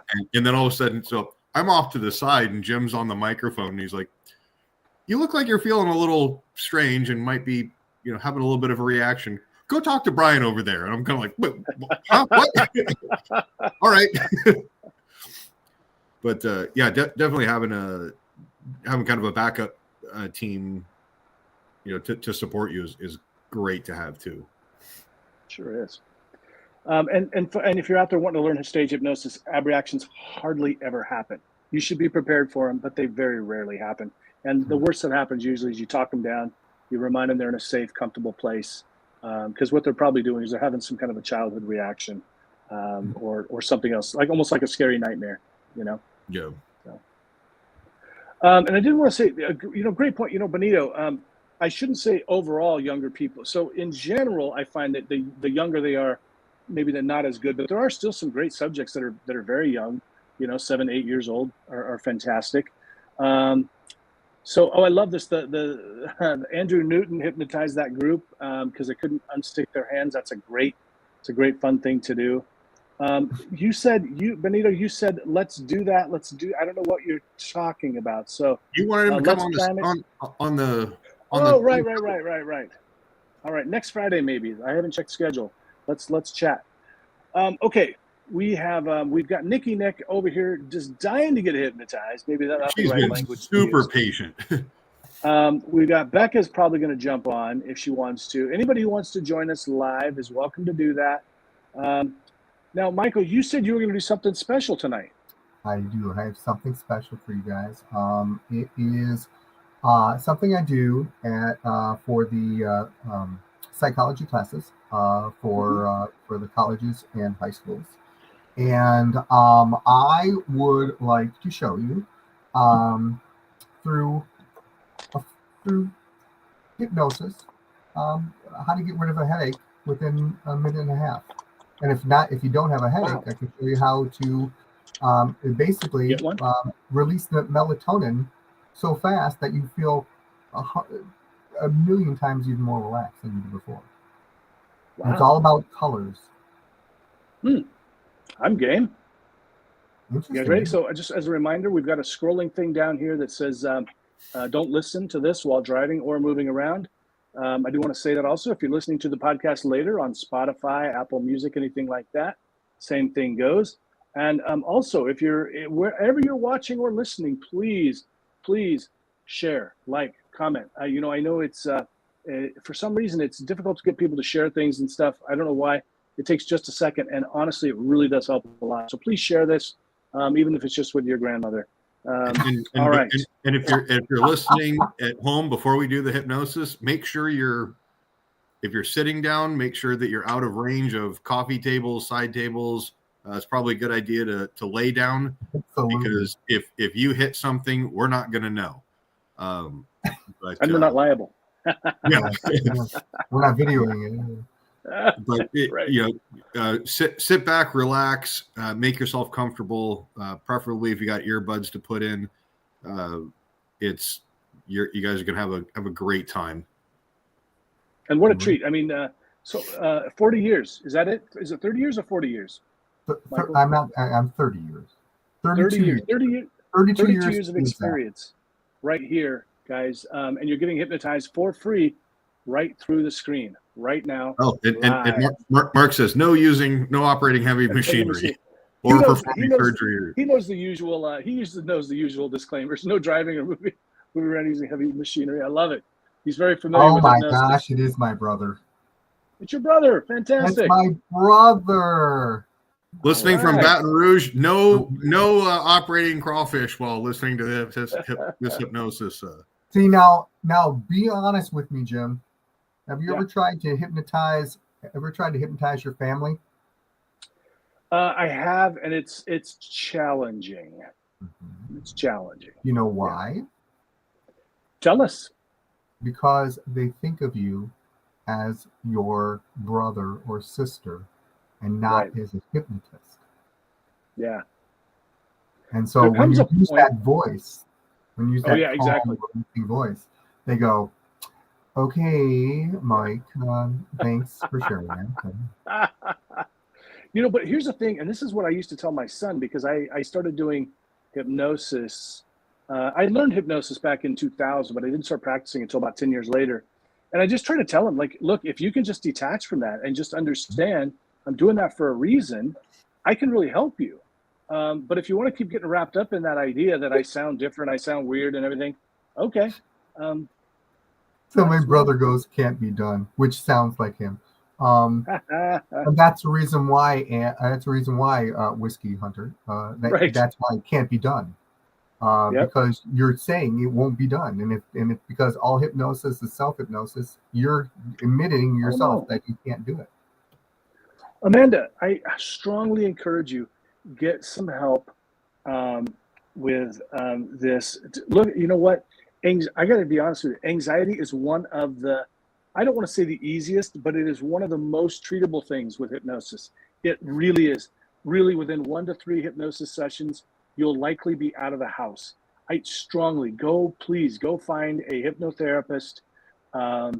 In fact, if you want to see someone in person, I don't know what area of, I think you said you were in the UK. Not too far Grant from Saunders. Yeah. Yeah, Grant Saunders. He's a stage hypnotist and a hypnotherapist.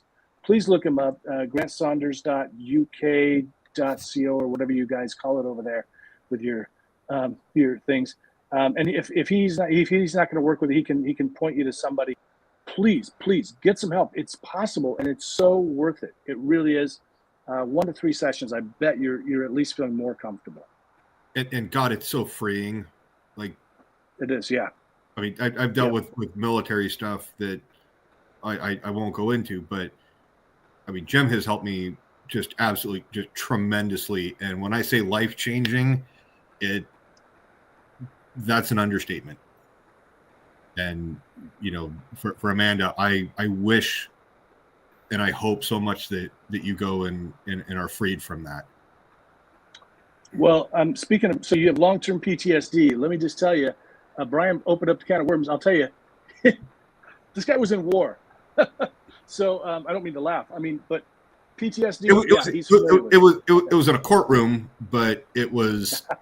I would have much rather played on the 2-way rifle range, and all that stuff. But it's no joke, and it's not. It just means that something happened. It kind of short-circuited a couple of things, and I equate it to like going into your computer and just cleaning up the files a little bit, making it a little bit more organized, and then all of a sudden you're like, hey, it's not a mess anymore. Right. You're not broken. There's it's just altering the stimulus or your reaction to the stimulus, and that's what Jim, kind of the simple way that Jim explained it to me, and I'm telling you, I would not be on this broadcast if it was not for Jim. Oh, and I'm gonna leave it at that, because I'm gonna start getting emotional, and it's gonna be it's a Friday night. We're all getting, well, Saturday morning for some of you folks. Man hug right there. Yeah, it's just go do it. Yeah. I think on the app, the Hypnosis Hero app, I believe that I have my anxiety one on there. It's for an anxiety attack. It's not a long-term solution. It's for an immediate thing. If you're going through an anxiety attack, it can help you to get past that. Not a long-term solution. If you've had PTSD, you need to see somebody one-on-one. So please do that. Becca's had some help with stuff too. So onward and upward, Micheal Brody's going to take us through his fantastic headache routine. Nick, you've been waiting forever. Have you fallen asleep, or are you with us? We're bringing her in now. Nick, we're here. Okay, she's already hypnotized, but if she wants to turn her camera back on, she can. Otherwise, she'll just listen. So you're not listening to, you're not driving, you're not moving around. You're going to just pay attention to Micheal right now as she helps us get over a headache or release a big shot of melatonin. Okay. Well, here's the thing.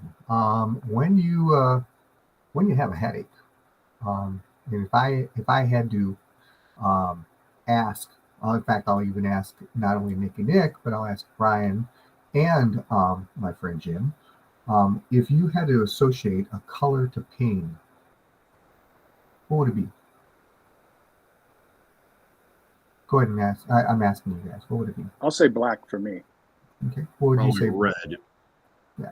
Most people associate the color red for pain because they think it's anger, it's aggressive, that kind of situation. So if what would be, it would be very interesting. The reason why people have headaches is because the veins in the brain constrict and the blood can't get through, and that's the reason why the pounding feeling feels. So if we could, we as human beings like things that are equal and reactive, and if we could go down the color spectrum from a very aggressive color to a non-aggressive color, our bodies usually follow suit. That's one of the reasons why, you know, if someone moves forward, we move back. Again, I was talking about that before. We like things that are equal reactive. So if we can associate a color to pain, now the problem is with if I ask you to visualize a color, then all of a sudden everybody has that different kind of perspective to it. But if we use that color with associated with an object, now we can really start visualizing it. That's what we're going to try and do. So what I'd like you to do is I'd like you to get in a comfortable position. Brian, feel free. Jim, feel free. Nick, please feel free. And everybody else who is listening, if you'd like to try this too. If you, oh, there she is. Hello, Nick. I'm going to bring Shawn on too, if Shawn wants to join us. Sure. Forgot about you, Shawn. Okay. Now, Nick, do you have a headache at all? No. That's it. I'm sorry? No, I don't. Okay. All right. Shawn, do you happen to have a headache? Okay. Brian or Jim, do you have a headache? I have a little bit. Okay. Let me show you how to get Jim, I feel attacked. Okay. Let me show you how to get rid of it. It's real simple. So, just like everybody else, we're going to take a deep breath in through our nose and out through the mouth. Now, the deeper you breathe in, slowly breathe out, better this is going to work.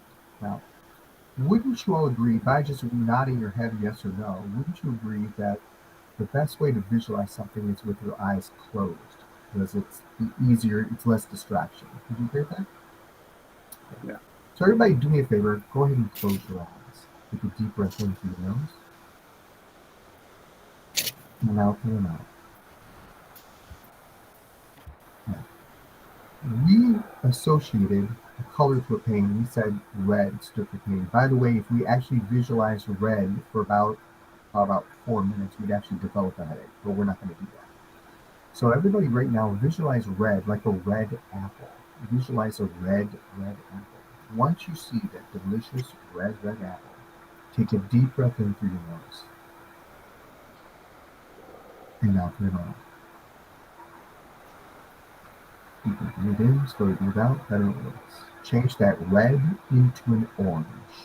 Like the most beautiful orange fruit you could ever imagine. Orange. Once you see that orange fruit, take a deep cleansing breath in and out through the mouth. Excellent. Change that orange into a yellow, like the most beautiful yellow sun you could ever imagine. Yellow. Once you see that yellow sun, take a deep cleansing breath in and out through the mouth. Change that yellow into a green, with the most beautiful green grass. Green. Once you see that beautiful green grass, take a deep cleansing breath in and out through the mouth. Excellent. 2 more. Change that green into a blue. With the most beautiful blue, ocean blue. That beautiful ocean blue. Once you see that beautiful ocean blue, take a deep cleansing breath in and out. Remember, the deeper you breathe in, slowly breathe out, better it works. And change that ocean blue to a sky blue.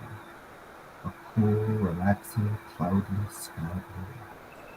Once you see that cool, relaxing, cloudless sky blue, take a deep cleansing breath in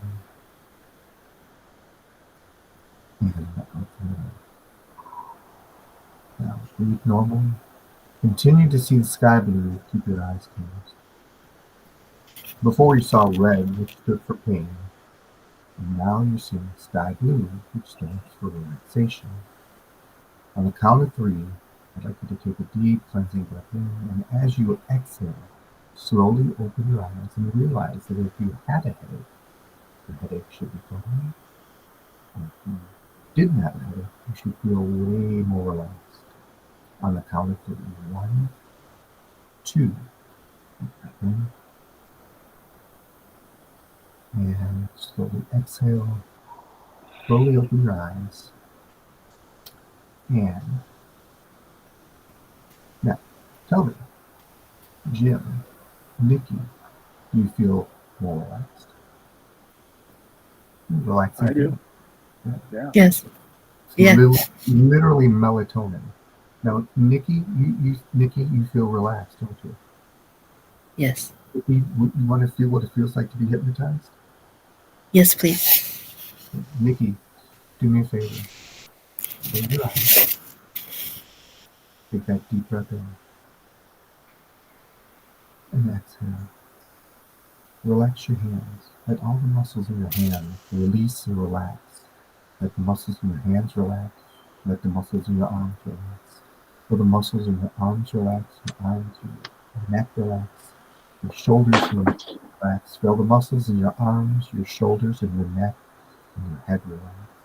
Feel all the muscles in your arms, your shoulders, your neck, your head, and your forehead relax, your chin relax. All the muscles in your arms, your hands, your arms, your shoulders, your neck, your head, your forehead, your chin. All the muscles in your neck relax, your back relax. Feel all the muscles in your back relax, your neck relax, your head relax. Take another deep breath in. And as you exhale, letting all the muscles in your shoulders and your back relax, all the muscles in your hips relax, all the muscles in your legs relax, feeling all the muscles in your legs relax. As you exhale, as you inhale, you relax, and as you exhale, you relax even more. All the muscles in your neck relax, your legs relax, all the muscles in your feet relax. You feel that total sense of relaxation. Take another deep breath in, and just let every muscle start to relax even more. Now listen carefully, because I'm going to count from 10 down to 1. As I count from 10 down to 1, let every muscle relax 100 times, even more relaxed than they were before. So as I say the number 10, all the muscles in your hands melt away. Feel every muscle in your hands relax, melting away 100 times. 10 to 9, all the muscles now in your arms. Let your arms melt, drift, let go. 9 to 8, all the muscles in your shoulders. Letting all the muscles in your shoulders just release, relax, melting away another 100 times. 8 to 7, all the muscles in your neck muscles. Release, relax, drift away. 7 to 6, all the muscles in your head. Getting everywhere, everywhere, everywhere. Wonderful, relaxing feeling. 6 now to 5, every muscle in your back muscles release, relax, drifting, melting. So relaxed, it feels amazing. 5 to 4, all the muscle in your hips releasing and melting away. Just every muscle. The more relaxed you feel, the more you focus on my voice, and only my voice, and the more you focus only on my voice, the more relaxed you feel as you go deeper and deeper into this wonderful state of relaxation. 5 to 4 to 3, all the muscles now in your legs, another 100 times. Melting away, drifting, staying in your chair at all times, but feeling that total sense of relaxation. And the more sounds you hear, the more relaxed you feel. 3 to 2, all the muscles in your feet release, relax, drifting, melting every muscle.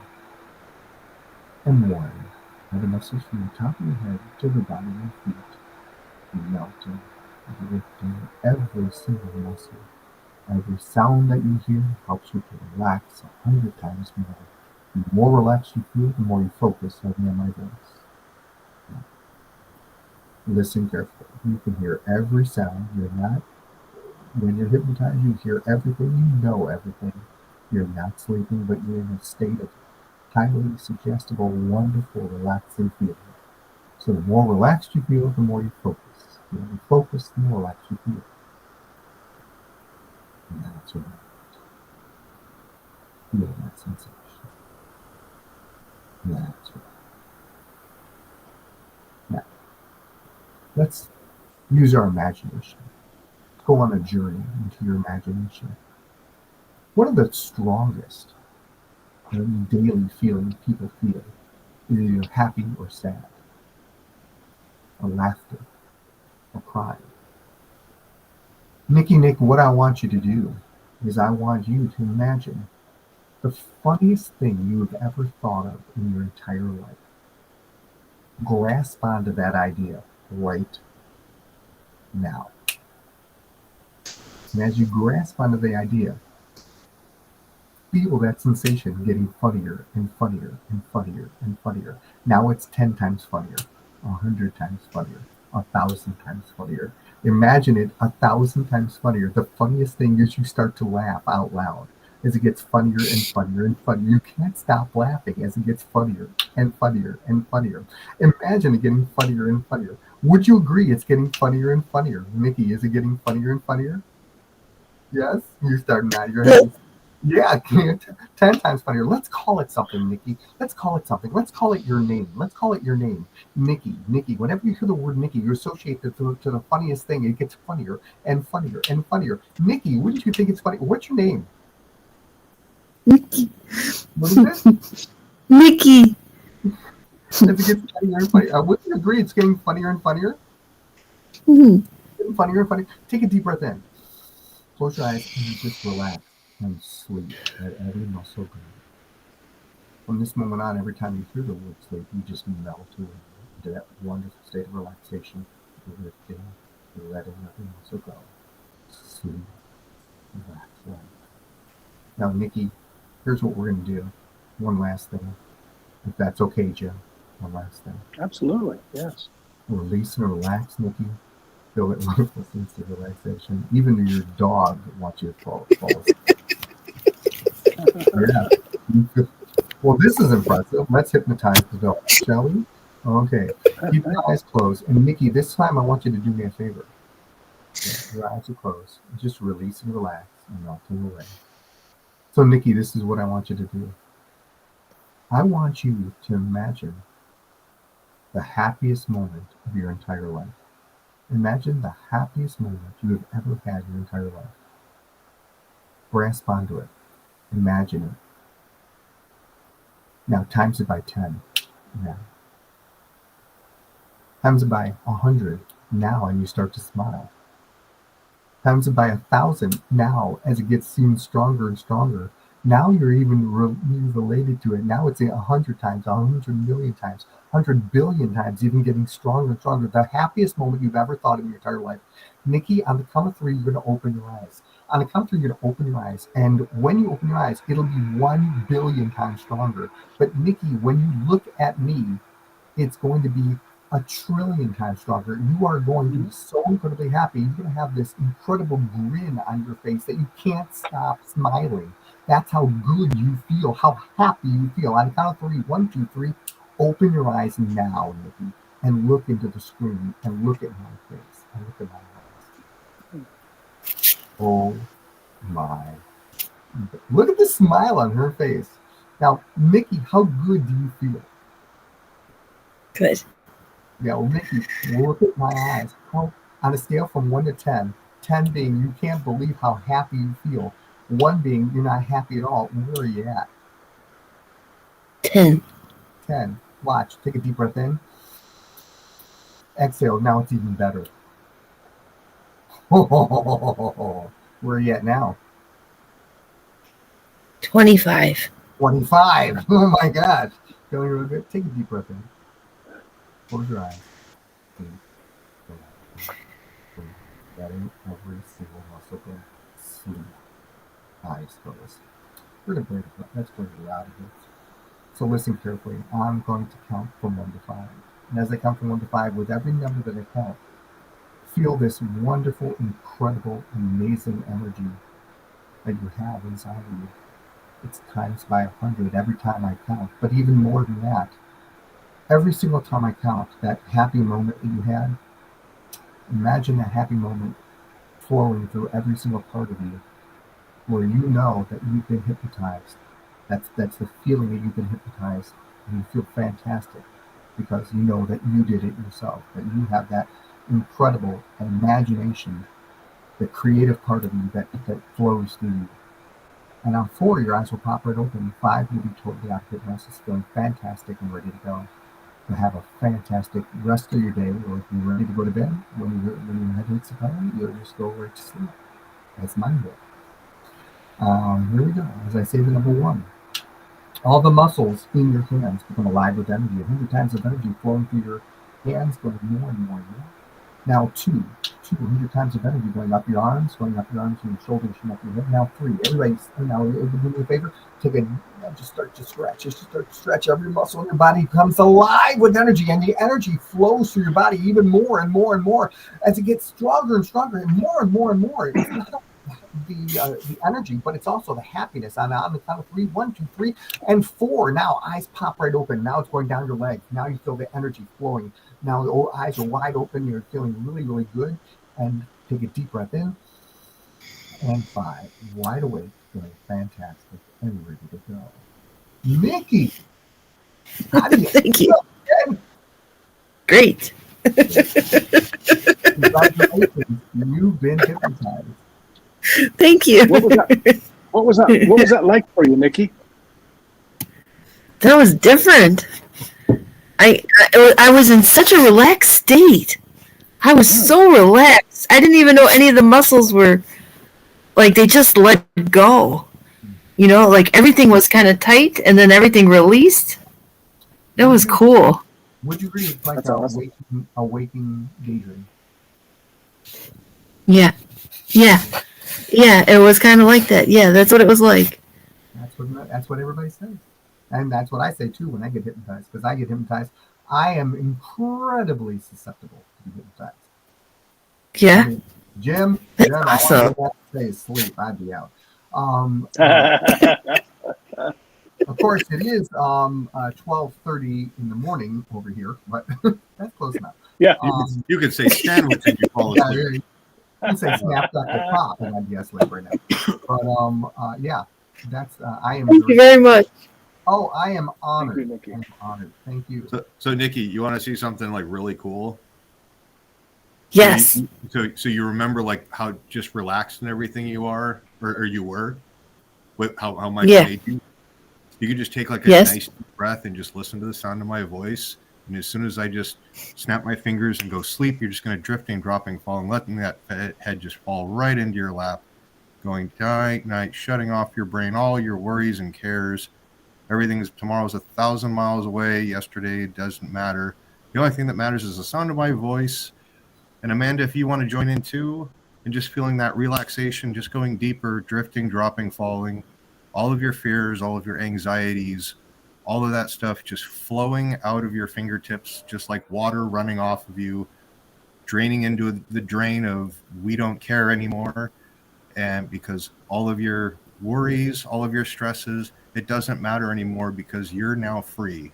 You're going to drop that big sack of bricks that you've been feeling like you've been weighing down, and you're just going to replace all that weight with just feelings of joy and happiness and just all of the good things, just like you got a bunch of puppies cuddling and snuggling and licking all over you, or kittens if that's your thing. And then on the count of 3, you're just going to come back wide aware. 1, 2, 3, coming back to us, feeling refreshed, looking amazing, big clown smile on your face. And every time you hear your name for like the rest of the entire weekend, you're just going to feel this amazing joy and relaxation and pleasure that Micheal gave you, courtesy of Jim. And you're just going to start giggling, and someone's going to go, "Why are you giggling?" And you're going to go, "I don't care. I don't know why. It's just awesome." And Amanda, I want you to just feel just nothing but amazing things. And I can tell you it's going to be just tremendously wonderful. You step out of your house and there's not going to be any fears or anything. You're going to feel just so much confidence. And I don't know what the the metric equivalent of Michael Jordan is, but you're going to want to go slam dunk the world and go do amazing things that you're capable of. And Becca, you're just going to go and do Becca things and, you know, be your own awesome self. But the cool thing, Nikki, is that you can kind of like, oh, Jim, do you want to do the anchoring thing, or do you want me to do it? I want to wrap it up, actually. Yeah. We need to wrap it up. I'm tired. I'm sorry. Yeah, we'll do it next time. I had this uncomfortable chair. I got to get a new chair. So let's wrap it up. So I just want to say, Michael, thank you so much. And as soon as you mentioned the ocean, I got this cool feeling in my forehead. It was so cool. And yeah, no more headache. That was Grant speaking to you from the beach. That was Grant. Exactly. Brian, make a note to remember to do the anchoring next time. And Mike, I hope you're not falling asleep on us, you and Shawn. I know it's late for you guys. I'm good. No. Good. Shawn, did you have anything you wanted to add before we get out of here? No, I don't think so. I think this has been really, well, it's obviously been enlightening for Nikki, because this, first time, it's always wonderful. I can tell you this, Nikki, one of the things that all 3 or 4 of us that are on here that are hypnotists, and I don't know if the rest of the team is still watching or not. One of the things that always gets us at the end of a session when we're working with somebody is that big smile, that recognition. Oh my gosh, whatever it was that was troubling me is gone. Oh wow. And that's our jam. That when we're helping people, that's our jam. That's awesome. Thank you so much. Thank you. So much for watching. Thanks for allowing. I think we're gonna have the best nights. Good. Oh yeah. I'm glad. Come back next Friday. We're gonna have Benito Garcia on, good friend of mine. Most likely we'll have him on. So Amanda, she's too scared right now. You know what? Yes, it'll work if you watch the replay. And I want to tell you too, you had I think you had kind of a profound, you got to kind of know Michael a little bit. I want to encourage you to reach out to him. I'm going to pop his website in there. He works online. You can work with him across the pond. If you do want to work with somebody in person, that's fine. Then look up for Grant. But I think you'd get great results. You've already got some rapport with Michael. Look him up. I want to thank everybody. Michael, any final thoughts before we head out of here? Well, I just want to say that the creative mind is an amazing tool, and the people who are watching this, and the people who are experienced in hypnosis knows this. The people who are watching this as a learning tool and wanting to learn more about yourself, understand this, that because hypnosis is self-hypnosis, because really you're doing it yourself, you need to understand that you are an incredible person. That it's not the hypnotist that's incredible, it's you. We as hypnotists show you how amazing you are. Sometimes you need that. Sometimes people need that. But what is amazing? Good job, brother. Thank you, Al.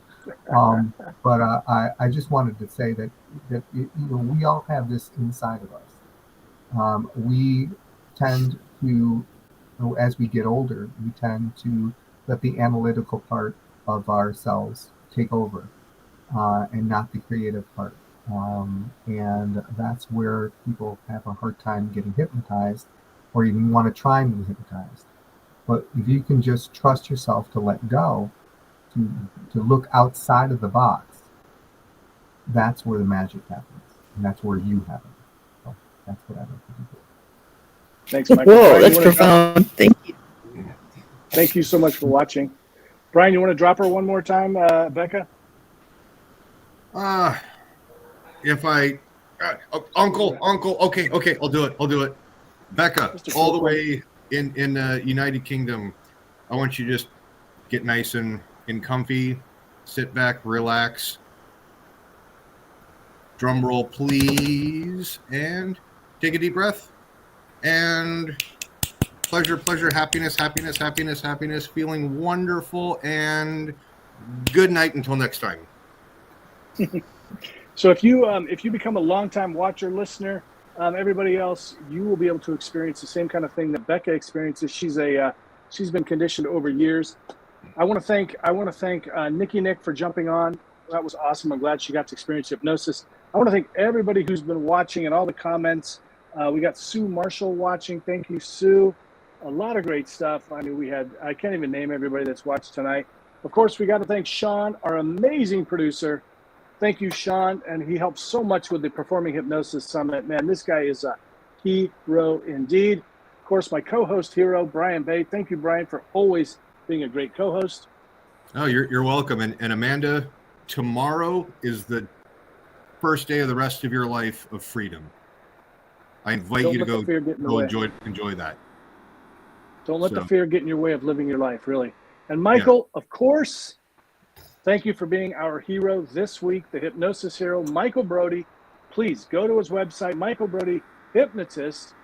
Look him up for a comedy hypnosis show or speaking engagement or hypnotherapy. And if you're a hypnotist, you better be in that class or I'm going to get all the gigs. All right. Take care, everybody.